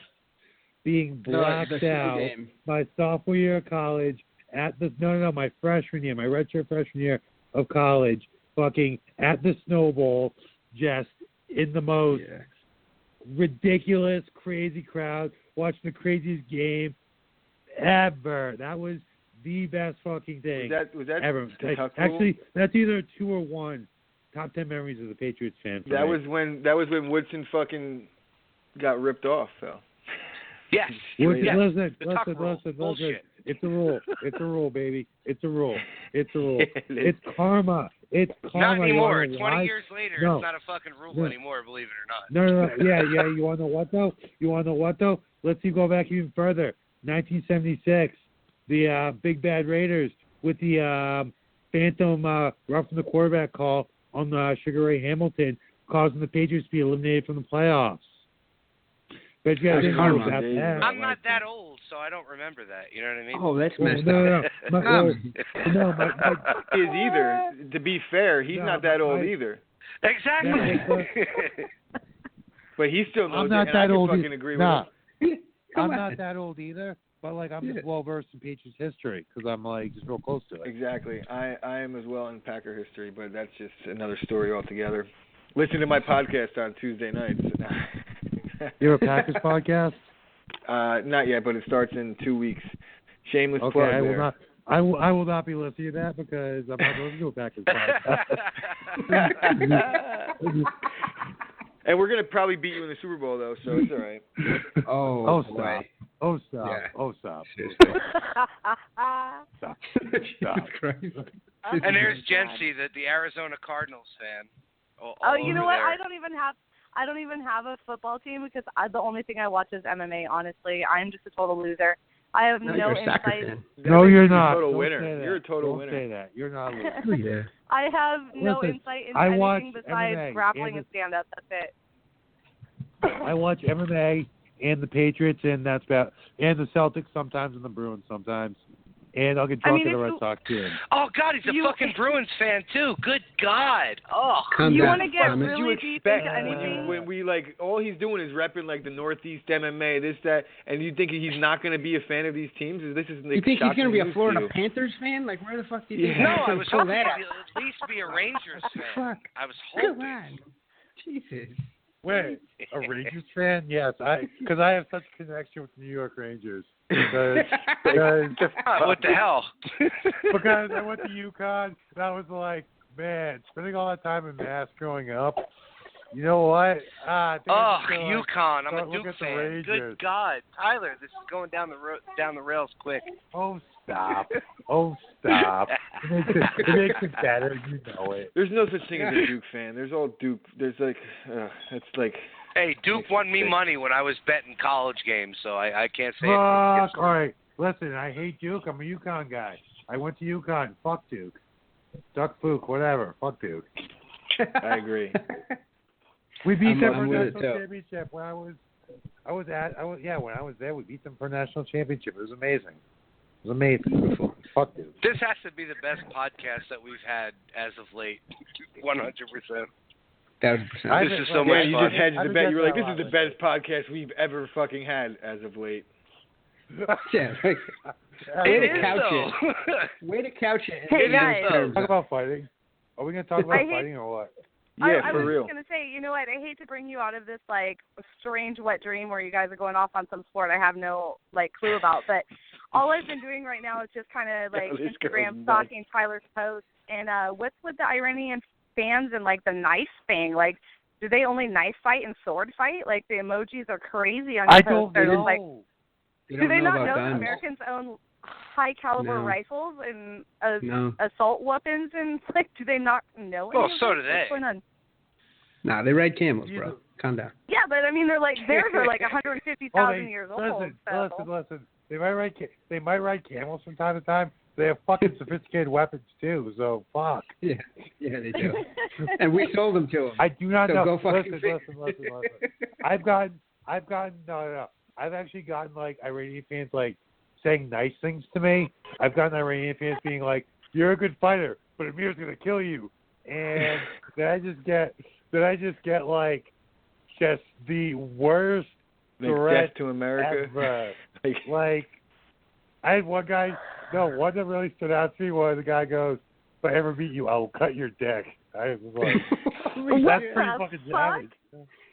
You really might have to have Tim Kennedy come to your house and that secure Tommy? your shit. Was that Tommy after you heard that you were a Patriots fan? And did he? Right? Tommy's like, I swear to God, I'm going to cut your dick. I will cut Dude, your you dick. seriously might have Went to from have sucking Tim his Kennedy. dick to cutting his dick real fast, Tommy. He's almost Hispanic. That's a Hispanic woman move right there. That's 1,000%. He's seriously. In all seriousness, you might have to have Tim Kennedy come to your house and secure your house the way his is secure. No, I would ask. I just have Colton. Like I'm friends with Colton Smith. I just have Colton like, yo, what should I do? But he's got a new job in Washington. He hasn't texted me back lately, so fuck, I don't know what's happening. Shit, I hope he still likes me. Oh my God! Welcome to the dating world in 2017, right there. No, big shout out to Colton. He took a job in Washington, so I think he's just busy with the move. But big up to Colton. It says red. Tyler, it says red. It says he can read your stuff. You know it. I know deep down. I can hear it in your voice, Tyler. You see the little thing. It says he read the messages and he's just not hitting you back. You might be a big security risk to the U.S. right Jesus now. Christ. You realize that, right? You might be a huge security risk. There is that. Like I did not consider. Like I was like, oh fuck you guys. And I was like, you know what? That's correct. I am fucking fighting the enemy of the United States in fucking Japan. I mean, Jesus. Yeah. You're throwing it way back. You're like, you know what? It's 1950 style. Once I'm done with Amir, I'm just going to bomb the shit out of the fucking arena and be out. Just leave. Jesus. I'm telling you. Tyler, his nickname's the Marauder. What the fuck you expect? I'm just going to go in there and fuck shit. It's not like his nickname's the Kamikaze, for Christ's sake. No, that's the wrong team. You're going into like uncharted territory right now. It's a bandit that goes from place to place killing. And fuck shit up. It's like basically. Well, you better fuck this guy up because his hype train needs to fucking end. It needs to fucking end. Yeah. I mean, his last 3 fights. I mean, how many fights? He fought what? Like I lose order of his fights because I've watched all his fights so many times at this point. I kind of lose the order. He's never been impressive, you know. Yeah. He's never been impressive. I mean, his last fight, I don't know what's going on with fucking Geronimo Dos Santos? Is he even a real person anymore? No. To answer your question, no. Jesus. No. His forehead's the size of a Volkswagen at this point. He's not. Jesus Christ. He got tipped over and he couldn't get up. Like, I mean, I know he had that fucking giant wrestler on top of him, but like, I don't know if he would have gotten up if he'd like had no one on top of him. He wasn't moving very well, if you know what I mean. He would have had trouble just doing the technical stage. That's fucked up. Well, yeah, but I don't think your game plan is to be on your back, right? I mean, your game plan is to stay standing and wear him out, right? I mean, I have a lot. I'm not going to say no. I'm not going to say yes. But I don't think we have any Iranian fans, so you're good to go. Yeah, but that's irrelevant, I mean, dude. I'm not. Well, it's representation. What the fuck was that? Probably listening right now. I mean, well, what? I have no idea what that was. It wasn't me. That was a horse. I'm sorry. Apparently I have like bikers just driving by tonight. I'm sorry, boys. Is that the one Iranian fan? It's all good. That sounded like a fart, though. That sounded like a real. I don't know what's happening.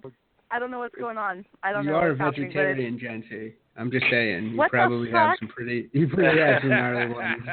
No, you know what? I would fully claim it if it was that gnarly. If it was that bad, I'd be like, dude, that fucking extended. pizza, man. That was an HD, for fuck's sake. This Tyler, got really fucking weird. What was I talking? Oh yeah, we were talking about my. We were talking about this guy that's no longer a human being or something. We're talking about we were talking about what my game plan was. Honestly, he and I don't want to say too much because he definitely has management and coaches that can fucking that could listen to this if they wanted to, and if they're meticulous enough, maybe they would. But with that being said, there's just different shit. He leaves openings in a lot of different positions, and I've taken note of that, and I'll be looking to exploit it. And like standing up, he's never deviated from anything that he's done in previous fights with the stand up, and his wrestling, it is what it is. He's a fucking powerhouse, especially in the clinch. He's got a good single leg, stuff like that. But like I said, I was talking about the way I trained this rule set in the opening. He leaves. There's a lot of different shit that I could do that, he probably, I haven't seen anyone like try with him, but just shit he leaves open. And that's both on the feet and on the ground, So there's some positions that we'll probably end up in that I know that I can exploit. That's all. So making him sit on the outside of your jab, wouldn't that be the smartest thing? Keep him at a distance so he can't shoot in, and if he does, you could just own him with a knee to the face. So you don't want to talk about your game plan, but I'm going to press and make you try and say your game plan. Right? I was just like, damn, like this is like podcast 101. You don't make them expose the game plan. It sounds a little suspicious there. Game plan. We want to. Yeah. Okay. Tommy, are you Iranian? Yeah, I'm Iranian. I'm an Iranian Italian. I'm one of the very few. Yeah. Yeah, from Sicily. Infidel right now. From the boot. You guys there's a different shit you see me do in different fights. I lead hand control is something I do very well. So that aspect of my game plan will probably be utilized. And if you guys seen my fight versus, if you've seen some of my fights, you've seen me drop people with my lead hand. So that'll probably but that's just one position. That's just one position where I can exploit openings to you. Yeah, but it's no surprise what he's going to try and do to Tyler. His only bread and butter is to try and get him down. And cut him in the dick, apparently. He said it multiple times. I think he's going to come out with a toe only one. bread and butter is to use his steroid strength and keep Tyler on his back. That's all he's got. And we've seen that already. We've seen it. I mean, that's fine if he wants to do that. I can't even get over it. Listen. I've been there before, and it hasn't ended well for people. Well, yeah, but you're good off your back. That's the difference than what he's fought before. You're good off your back. You're a jiu-jitsu guy. And I will say there is no heavyweight in mixed martial arts as good as me off the back, except for Risha Verdum. 100%. I will. What about Frank Mir? Frank Mir suspended still. Yeah, Frank Mir ain't shit. He's old. He's not mobile anymore. Off his back. I think he's more of a top guy. I'll tell you guys what. I'll tell you guys something right now though. Do not be surprised if Frank Mir comes back fucking rejuvenated in Bellator or in Rizin or both. Have you seen him lately? So he can. I would have you think seen Rizin. Have you seen pictures of him lately? Have you seen pictures of him? Oh, Jesus Christ! Yeah, he looks bad. Cut? No. Is he eating that roux meat? Bro, he looks like he's on meat? so much. Frank Mir's He looks like what? He left the UFC like, so he's able to do Rigno. what the fuck he wants. He looks like Lou Ferrigno. Wait. Are we talking like a Cuban Lou Ferrigno? Are we talking like Incredible Hulk Lou Ferrigno? Are we talking 100%. like? Are we talking like what was that movie he was in? With fucking. I Love You Man. I Love You Man. Yeah. Right. Yeah. Oh my God. I Love You Man, Lou Ferrigno. He was still yoked in I Love You Man. He was still huge. So I know. Maybe not too. But you're 17 feet tall. He was yoked, but he didn't look great. Yeah. Yeah. But you know what? If Frank Mir, let's talk reality here. If Frank Mir did go to Rizin, that would be great for the organization. They need some more big names. So that would be awesome. It would be good for the young guys that are trying to make a name for themselves, of course. But I think that's what Frank Mir would end up being wherever he goes at this point. He's punch drunk, man. He's been hit a lot by a lot of big guys. Well, hey, Crow Cop did win the Grand Prix. I'm just saying. He played Pokemon Go. Yeah. Didn't Crow Cop win the Grand Prix? But didn't he knock out your boy from? He knocked some guy out. He knocked some wrestler out. Oh Yeah. yeah. King Mo? Is that what you're talking about? No, I'm Messed not. up. I'm not talking about that. Pretty sure he's lovely Iranian. King Mo. Yeah. Oh yeah. Gabby Garcia. Right. It had to be Gabby Garcia. Oh my Yeah, lord! we have That was a one catchweight guy fight. on the podcast Dude, right now. That Gabby's would take, fighting. yeah, but it would Oh, go take. ahead. How much alcohol would it take for you to fuck her, Tyler? You, Oh, you God. said it on Jency's Oh. podcast. Say it now. I can't. Listen. I was gonna say something, but I'll refrain. All right, there's number one.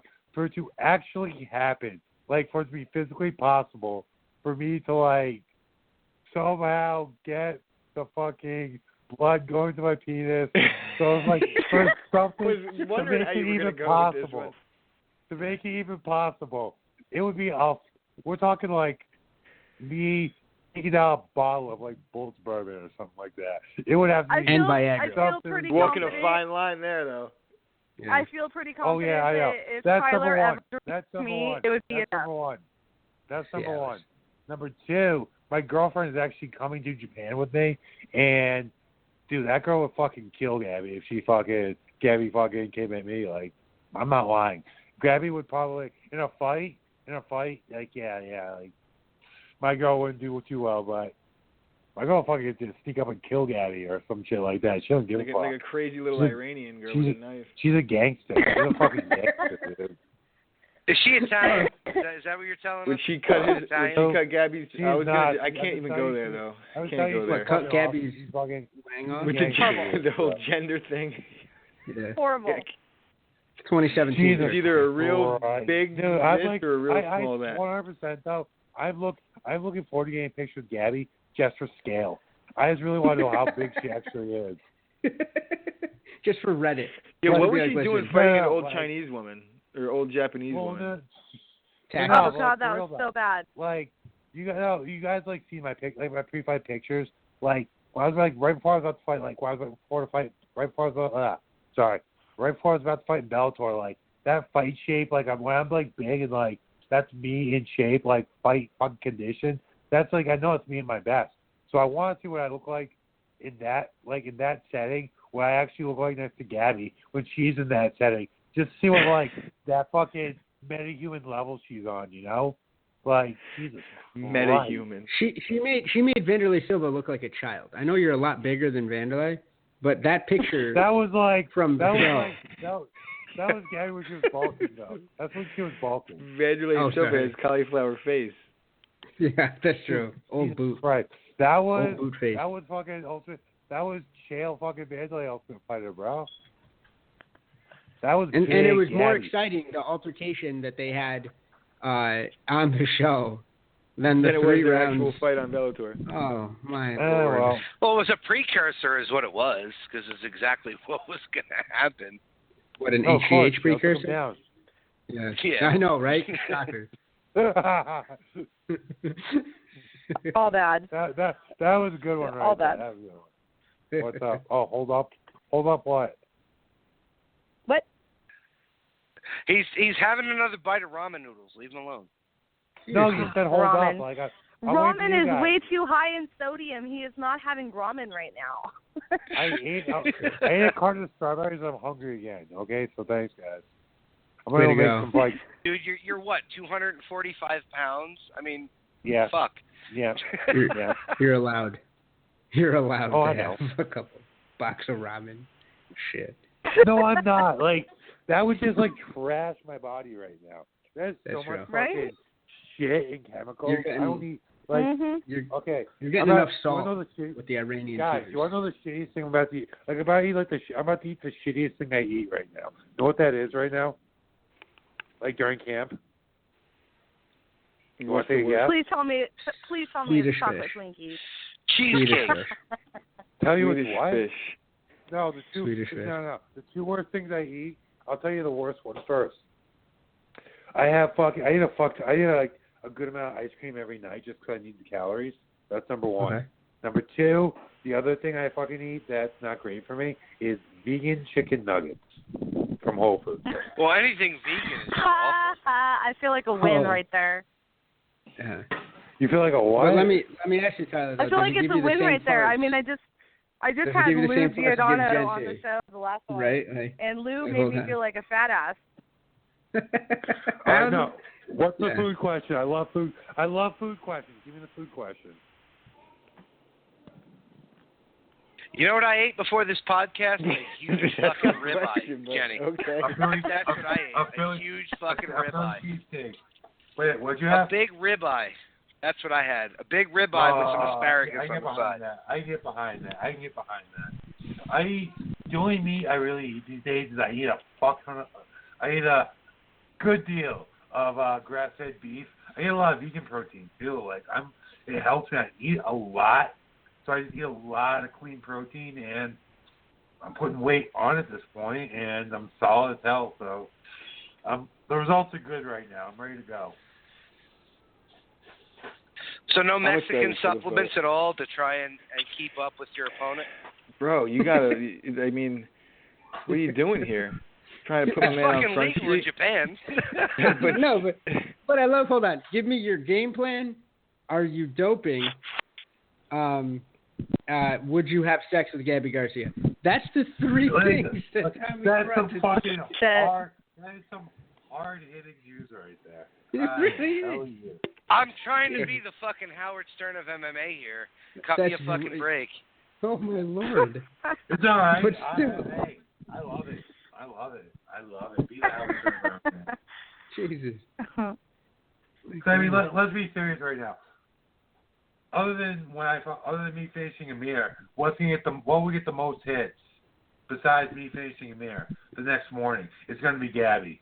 So we could talk about a sex tape with you and Gabby. Yeah, that would probably be it. Yeah. Oh my You know, gosh. the only way to make more hits But is are if you pitching Gabby's or are the you one catching? fucking you. That's exactly. Turkish Oh, wrestling. that's just great. Just Are you Turkish oil pitching or wrestling. catching? Knowing Tyler, Because he's then we're pitching really all getting day into, long. we're crossing over gender lines and all this crazy shit.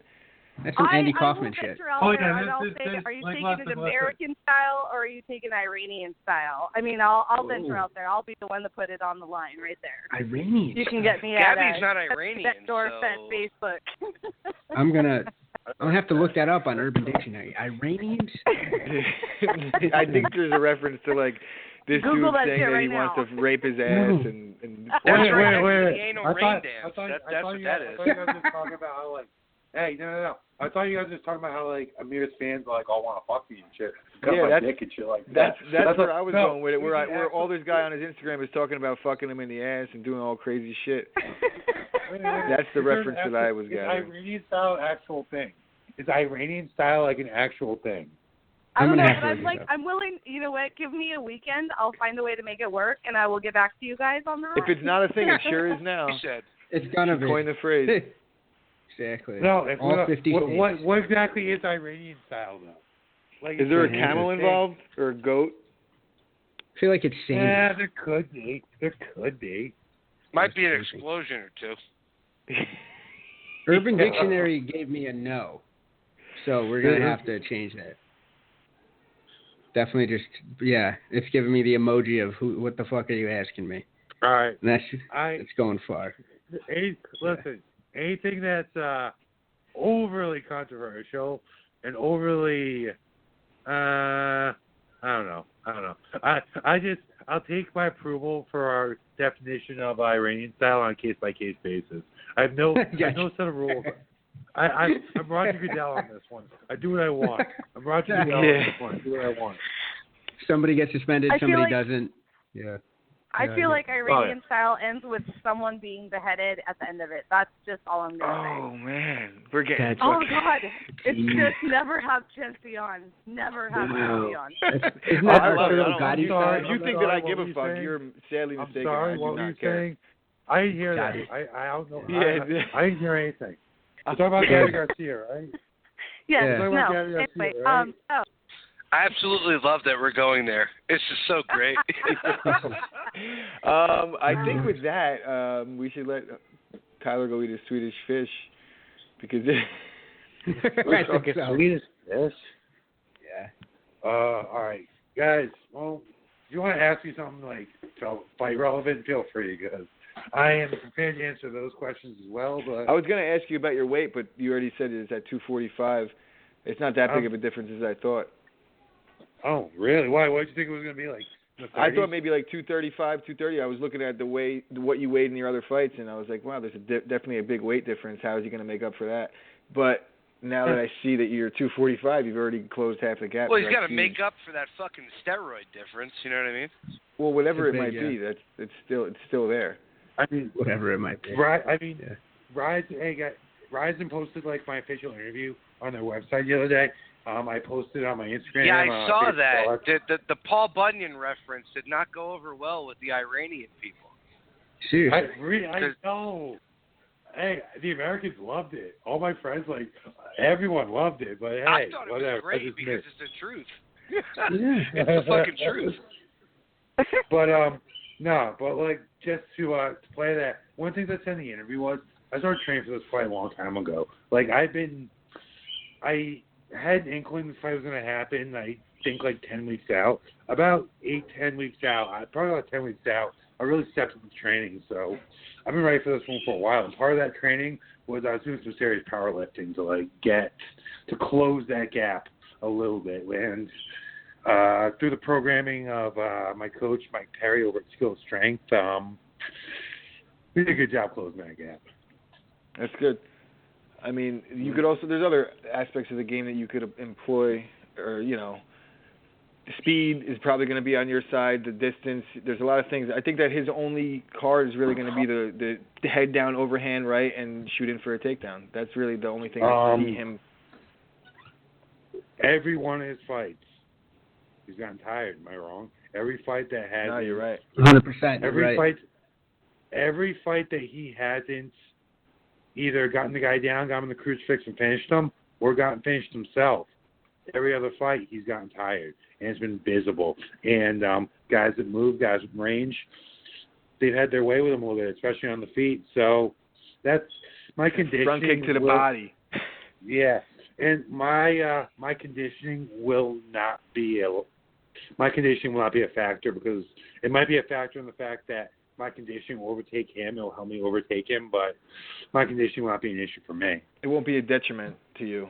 No, it will not. I made sure. That was one thing I made sure of, and I actually did something crazy this weekend. I actually took the entire weekend off. I haven't done that in I don't know how fucking long, and holy shit, it just like supercharged me today. Today was like one of those days I really realized like the kind of cardio level I pushed it to this camp, like the kind of workouts I've done the past 5 to 10 days and that really aren't phasing me. Like, he's going to have his hands full, getting me down, getting me tired. It's like he'll be getting tired and I won't be. So, what do you think? Have you ever fought in Japan before? No, right? No, I have not.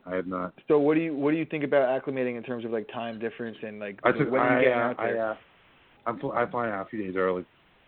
Nice. They wanted to fly me out the Wednesday before. I'm going to get me in there on Tuesday.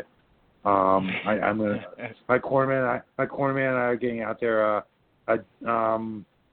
What is it, like a day and a night earlier? So a day and night. I was supposed to get there the night 3 days before I fought, and I'm getting there the morning 5 or 6 days before I fight. I have to go look at the flight. So I made sure I'm paying for a hotel for a night, taking care of. I'm flying out there actually with my striking and movement coach, Tom Egan, who was, one of Conor McGregor's coaches on the Ultimate Fighter 23. We're going to go out there. We're going to get a workout in, just kind of get acclimated, check out Tokyo, and be ready. I'm going to check into the nice digs real early the following day. Good for you. Sounds like a good time, man. Yeah. I mean, this is like I said, like for real. This is bucket list shit for me. Like, I've always wanted to do something like this.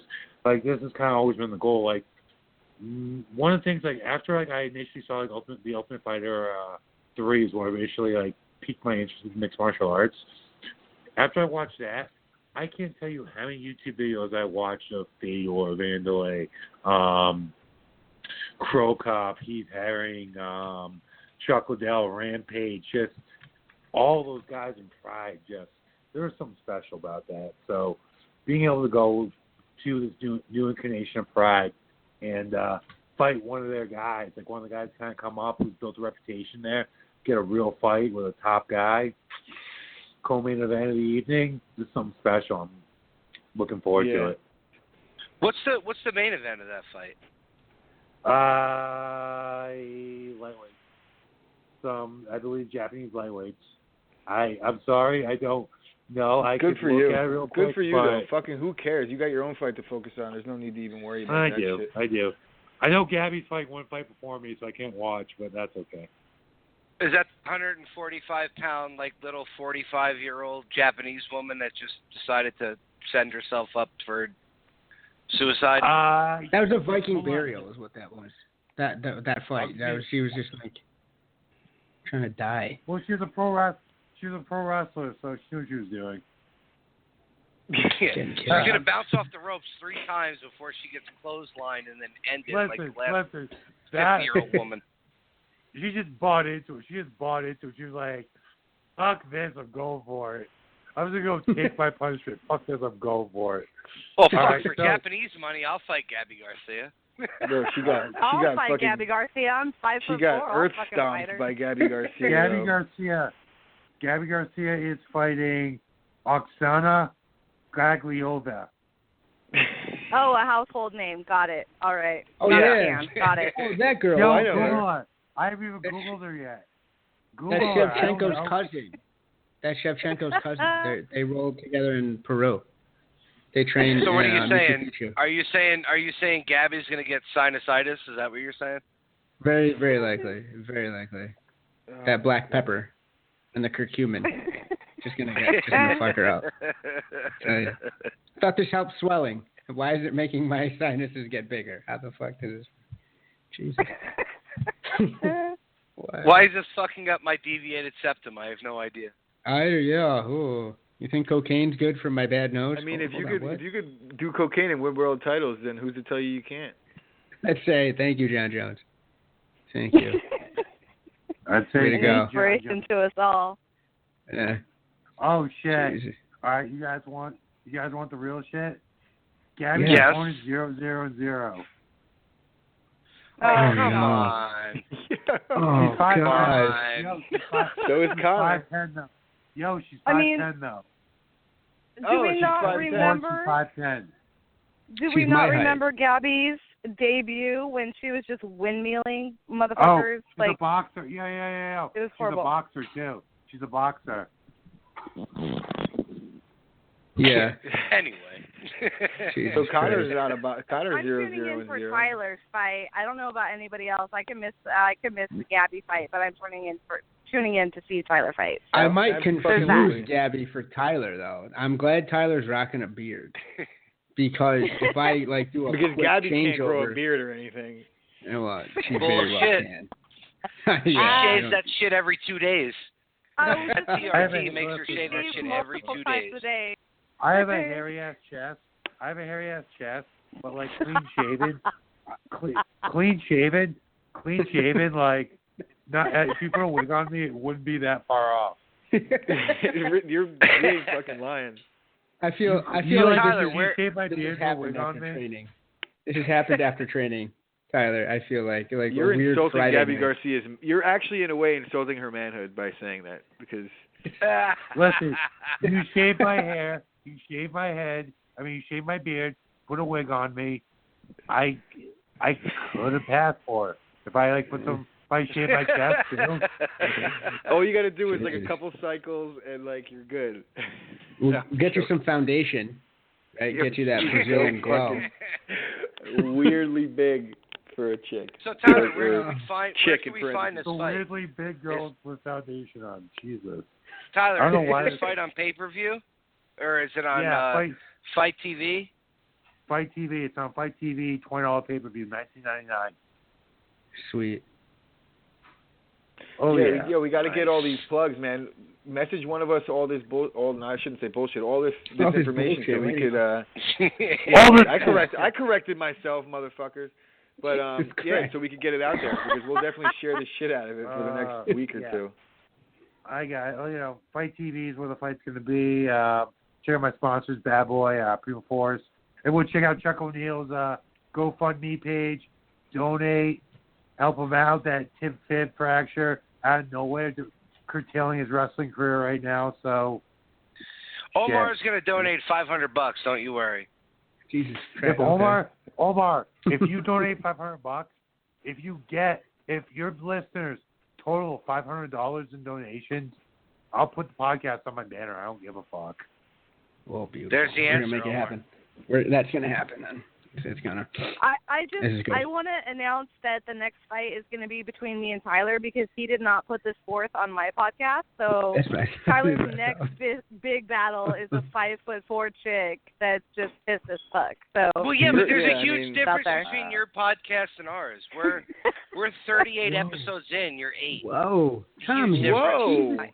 Whoa. You know what? Whoa. Okay, I'm Also- gonna fight you now too. Like, Tommy, you want you to got fight two you? fights We'll lined up. go. We'll go right Tommy, now. I hey. will fight you too. Tommy, stop. she You're doesn't not have rods in fighting her me. legs. I don't think. Tommy. By the way, when I You do and your podcast, one knee. You and your one when I knee. do your Stop. podcast, I don't You will think bust it's- your fucking ass, Tommy. I got her back. I will. No, fucking pull guard. bullshit. I I love Jen. Jen's been nice enough to allow the host to come onto her show with Ace. No, she is a huge part of this podcast. Gents will drop She you. is though. a huge I love part you of guys. this She's podcast. still gonna fuck you up, bro. Don't get Yeah. it twisted. That's Yeah. fine, you, whatever. you could But as try, long as our but podcast is on his shorts, she could knock me the fuck out. I don't care. I hear Monday Night Raw is about to end, so my nephews are about to run down like fucking animals soon. This So is why I we all give a apologize fuck. in advance. Listen, This is- are they Roman Listen. Reigns fans? They're Your nephews they're are- fucking all over the place, bro. They got. I am. they're- I'm a Roman Reigns fan. What's wrong with that? Oh, You I weren't don't know raised who that right. is. he's Listen, a Boston he's Red the Sox worst. fan. I think. Yeah. He's the worst. He's the worst WWE wrestling superstar there is. Oh, he's horrible on promos. They like but in fucking the ring, Seth he's Rollins, good. bro. They're Seth Rollins fans. Oh, Seth Rollins is awesome, except for the CrossFit stuff. I hate CrossFitters.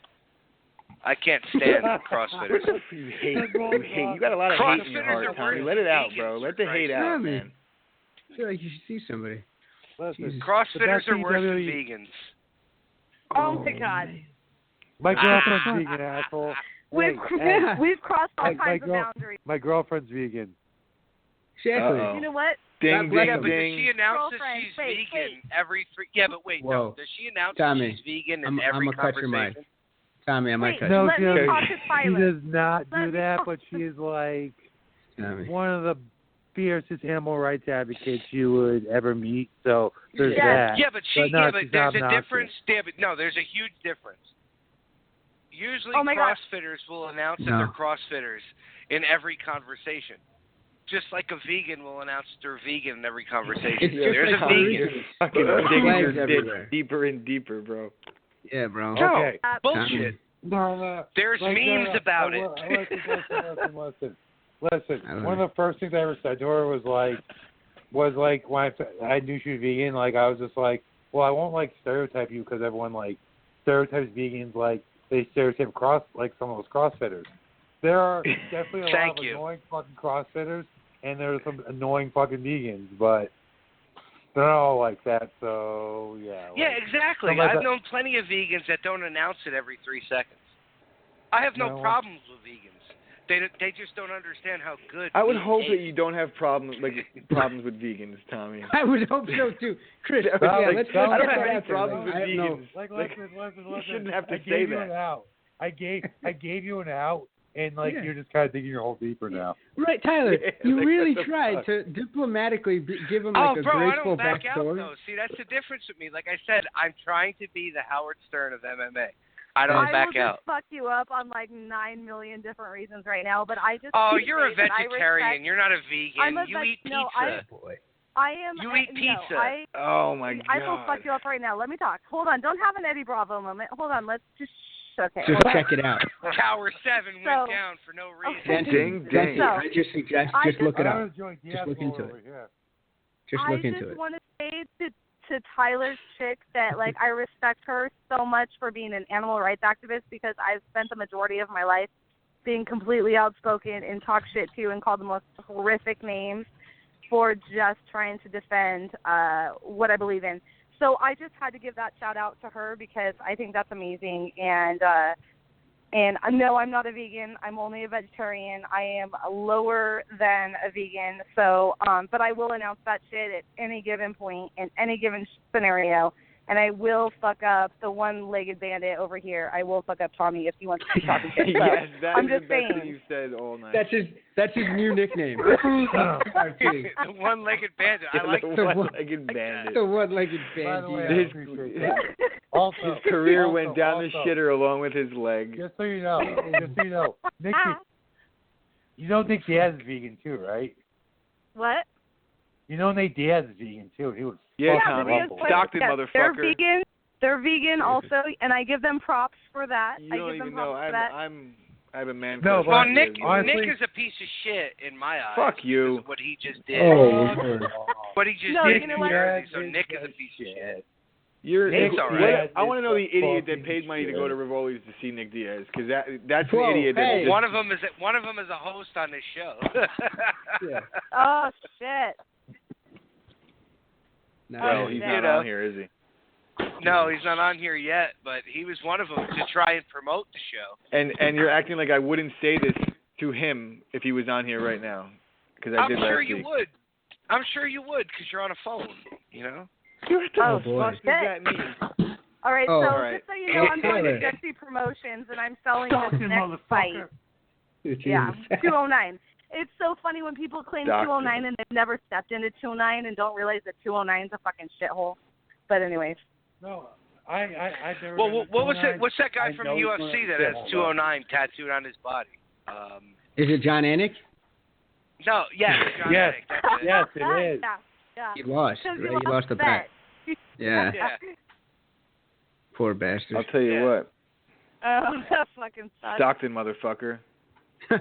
Nice. All Yeah, day. they're I've doing never- I've great never things, been there. not fighting I've never at been all. there. They're doing wonderful, not fighting. It doesn't matter, man. They could fight once every 3 years and they'll make the same amount of money in that one fight. The champions are all calling them Oh, out. that is so true. Oh, and you you've will gotta be watch. kidding me. And you will watch. You will And watch. you will watch. I want to watch The this. champ, That like there's a doesn't mean reason why anything. Nick Diaz hasn't I fought will in not 4 years, watch. but Bisping's calling him out, Woodley's calling him out. Why? They're the guys that are supposed to be on top, but they're calling I out. will Because they not know the win. Watch. They I will know not the watch. win. That's the difference. You know why? They know Nobody the win. knows they'll win at that level. Just Oh, come Sometimes on. that is true. When But was sometimes you're very when the fuck confident is the in last your way. time Nick Diaz won anything besides a triathlon? Nick Diaz needs to just 2011. go on into biking and swimming. Yes, 2011. 6 years ago. oh He's my too God. Any busy drug smoking test that he's ever passed is a win. All right. You know what though? Listen. He could have won the Condit fight. He could have He easily did win won the Condit fight. Condit ran like a bitch that whole fight. Oh, Who shit. would All right. do You're the same. that? All right. So you're the same We guy got a that's fighter saying, on the line oh, right now, and you're listen, actually no, going to say that? You're Come saying on. like Tommy, no, I you're will saying hurt you're you. saying yo, let me talk. You're saying would you say Conor winning against Nate? No, Conor fucking create a little distance, reset, and re-engage, dude. I'm sorry, but nothing in the fucking rules that says you have to fucking sit there and just fucking slug for fucking Yes. 25 minutes, dude. You can be fucking strategic. Okay? I agree. You can be I agree. And You his need to strategy be- was to run and kick, this leg kick. He didn't okay, throw it. the He strategy didn't was not engage to much. run. I thought he lost that fight. That's all. I He thought didn't Condit engage lost much. that fight. Did you see Nate's fucking face after the fight, dude? Nate got I'm not saying no. I'm fucked saying up. Condit. shit. Condit Oh, against shit. Nick. Oh.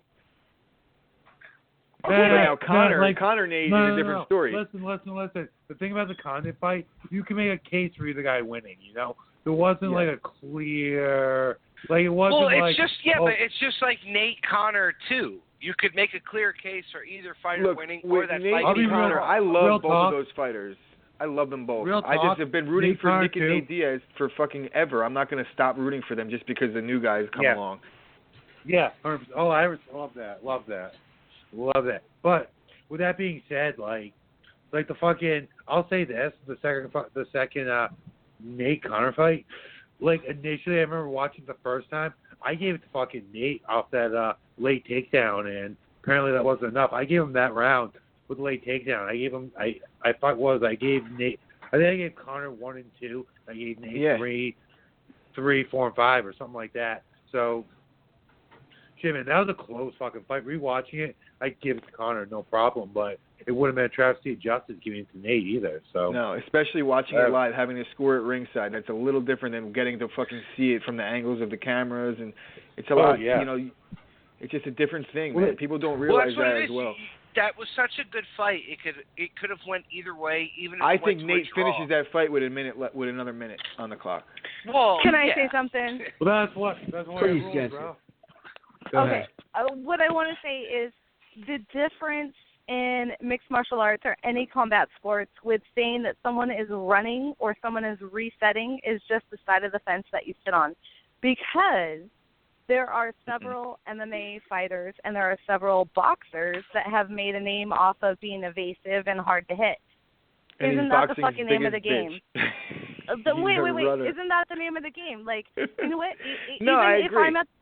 Even if I'm at the bar and some bitch is trying to hit me in the face, the fuck I'm gonna stand there and get hit in the face? No, I'm gonna fucking move and get out of the way, and I'm gonna fucking. I understand that. The idea is to hit and not be hit. But right. You know, when you see Condit fighting guys like Campman and fighting, he's like a fucking warrior. He's in there. He's willing to take one to give one. That wasn't the case. I expected a lot more out of him in that fight, and he leg kicked. It was inside leg kicks the whole fight. He really didn't do crazy damage at all with them.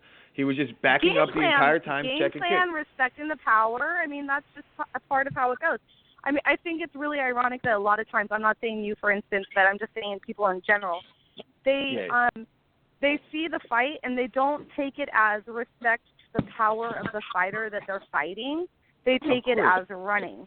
And that's just a little bit, it's like, no, maybe he just understood that he had something for him and he didn't want to get rid of it. You have to understand that I am the biggest Nick Diaz nut hugger that ever lived. So I'm just... Well, as long you know as what? you say that his nuts are firmly in your mouth, then I respect that. That's fine. You know what I say to you, Chris? You know what I say to you, Chris? Al Pacino said it best. Fuck the fucking Diaz brothers. Fuck the Diaz brothers. That's true. Right. Oh, my God, dude. You're in it. What are you Shut talking up, about? Tommy. Fuck Fuck Frankie Edgar. How about that? Oh, no. Frankie Edgar has been proven himself entertaining time and since time day again. fucking one. They've been entertaining since day one. Remember when fucking Nick Diaz fought Joe Riggs in the hospital? Like, come on. Joe Riggs. Dude, the Diaz brothers have produced some of the greatest moments in the sport. That's just a fact. Go Plata. I agree. As much as I love Conor, I think he's the fucking shit. I ain't surprised, motherfuckers. It's one of the greatest moments in the history of mixed martial arts. Oh, Even the interview. You know what? Every special kid has a special moment. Everybody has a moment. Stop it. You can't Every talk window liberal licker about... has a special moment. Every one of them. Every one of them does. No, For every strategy that you're talking about, you got to give Nick Diaz and Nate Diaz credit for Nick standing in there with Paul Daly and not taking the fight to the ground and actually standing there straight. But wait a minute. Here's the question. Here's the question. How many of them have actually won a belt in the UFC? Did any of them do? Forget it. Let's get to the task at hand. Paul Daly, Nick Diaz round. No. Nick Diaz, Did any of them win a fucking UFC Nick belt? Diaz versus fucking Paul Daly is one of the greatest fucking fights. Definitely the greatest round in MMA history. What the fuck? Nick Diaz versus Gomi. Fire with fucking Diaz versus Paul Gomi. Daly, who throws missiles. Yes. Just guided fucking explosive fucking missiles at your face, trying to take your head off. And Nick just got in there and said, "Let's fucking go." Come on, you're right, son. but not one of them ever won UFC gold. Not one of them. Dude, never. The best Ever. No, lack of opportunity. Come on, man. These guys have gotten... Right. I don't want to hear it. Stop it. Okay. So Nick Diaz. Nick Diaz. Wait. Okay. The best Nick Diaz fight, the best Nick Diaz fight in UFC history, in MMA history, has been against USADA. And you cannot deny that. You're tripping. He fought Robbie Lawler back in the day. Like, we're talking about like a guy that's been in this shit forever. The Robbie Lawler fight was amazing. That fight was great. Every bit of it. Yeah, it was How awesome. did What Lawler was it come for? back? How did Lawler come back? Lawler came back and knocked motherfuckers out and owned a belt and then put down one of the greatest fights ever against And what do you Rory think McDonald. Robbie Lawler would say right now about Nick Diaz? Do you think that he has? You think Robbie Lawler respects Nick Diaz? I bet he does. And where's Nick? Where's Nick? He's turning down fights and he's saying, "Nah, motherfucker. Nah, motherfucker." Nick's not fighting right now. He's missing flights to Howell, New Jersey, to assholes who paid money for tickets Yes. to see his I'm done. dumbass. I'm done. Let's change the Exactly. subject because we're gonna get into this. It's gonna go on and on and on, and it's never gonna Nick end. Diaz. All right, yeah, but you're Nick Diaz. Why? Jesse, you're the best, by the way. You are the best. I'm not gonna fuck you up anymore, one-legged bandit. We're all good now. We're good. The one-legged bandit. I love it. That's now your like gang name. We're good, Tommy. I'll We're wear that as a badge of fucking honor. Trust me. There you go. One-legged bandit. Better than the no-legged bandit, right? Yo, Chris is so mad right now. He's actually going to punch the clown of his brother's What girlfriend. the fuck are you talking about? Jesus.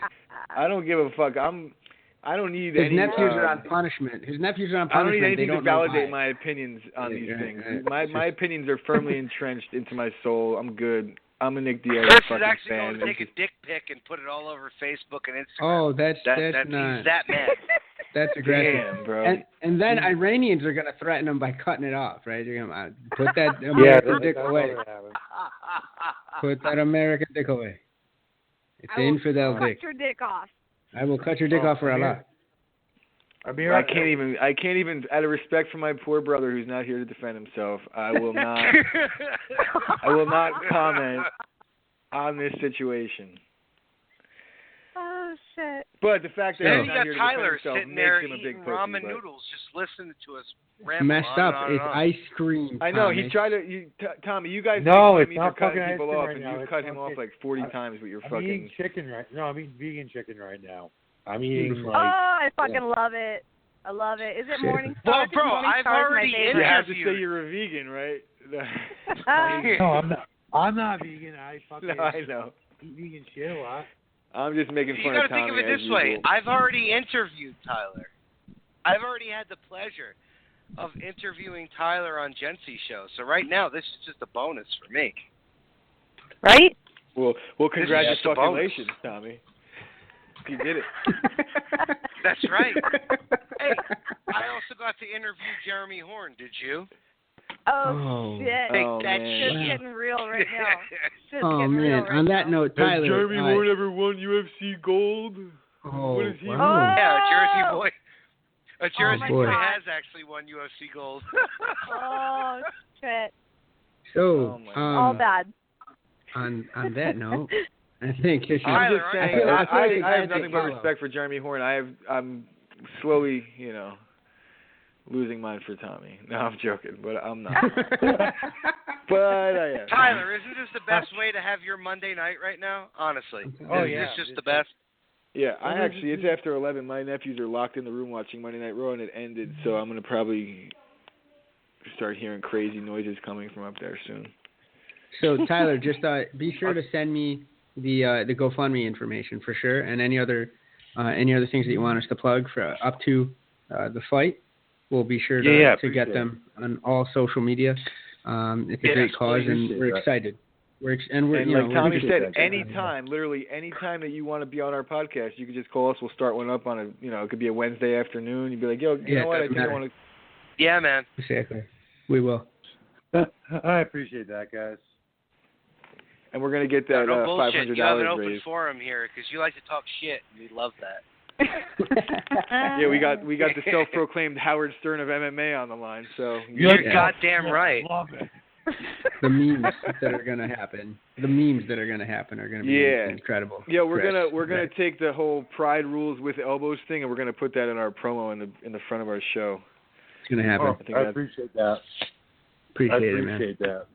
Well, Well, we wish you that's nothing. fucking We gold. honestly wish you nothing but the fucking best in Japan against Okay, this that guy. steroid fucking freak. Yeah, definitely. Please. So this was a good opportunity for us. I enjoyed this a lot. I had a lot of fun in this. Absolutely, this was a podcast, lot of so. fun. mhm. Yeah, I appreciate that. Sorry, I'm eating. It's all good. Well, Yo, I got called out He for had that eating whole granola bar mouth last of week. ramen noodles in there. He couldn't oh, answer that's right away. no. It's That vegan was chicken, all right. Stop. That was sweet potatoes and butter. So it wasn't vegan, but it was delicious. Delicious nonetheless. So That should go in the promo too. It's not vegan, but it was delicious. That was beautiful. So fucked up. Hey man, but So for wait, everybody Jesse, who- hang on. Yeah. Hang on. You're here Where the fuck is Ace? Ace is actually training super hard, being a super athlete, and cutting down on his weight right now. He's probably running stairs and doing all kinds of gnarly shit to get down to like 125. He's got serious goals. We can't overshadow that. Ace Hill, Wait.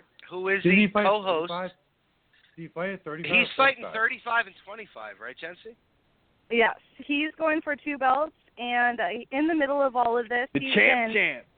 Because he's also in the Army right now. He's been flying back and forth. He's been flying to Texas, so and he's then as soon as he landed, as soon as he landed he sure is. In North Carolina, he was right on the line so we could get Lou Giordano on and Jeremy Horn. He was right on it as soon as he popped off. He's got like 900 different balls in the air, and he's balancing all of them. So I have to give a major shout out to him because that's some gangster shit, because he's out there doing missions for the Army, for our country, and he's out there representing, but he's also my solid ass code host, and he's handling his MMA, his fighter shit, he's handling his co-host shit, and he's also a daddy of a 1-year-old girl. So I have to give, like, that's some fucking gangster shit right there. Yeah, she's fucking adorable. Ridiculous. Is he a vegan though? No, he's not. He's not. I mean, then he has no soul. I'm just kidding. Wait, he's not ginger. He's not like you, dude. Oh, that's he ain't ginger. I have no soul. Jesus, did you just call me a ginger? Yo, I only got a little bit of ginger in my beard, bro. Did you just call Tyler me a chimes ginger? in. Tyler chimes in and goes, "I have no soul." No, but I said I have very little soul. Like very little soul. Certain people get a little bit of a soul. Other than that, it's just soulless. Like a third of a Jen, that's it. Jen, I seriously think I want to meet up with him when he goes over to 50-50 jiu-jitsu. Dude, I know I kick the living swear shit to God. out of me, but honestly, it would just be an honor just to roll with him. Dude, this is a man who he is young, but this is a man that has gone from having tumors removed in his legs and having serious complications from that, and the doctor telling him that he may not walk again, and within a year he was back in the gym. So, I mean, Ace is just a straight gangster. I don't have anything but respect to say. So when is Ace going to be on the show? He's like me, but darker. He's the same thing. I think him and I don't need to stop just hang dapping out. yourself off. You patting yourself on the back. He's like me. Fuck out of here.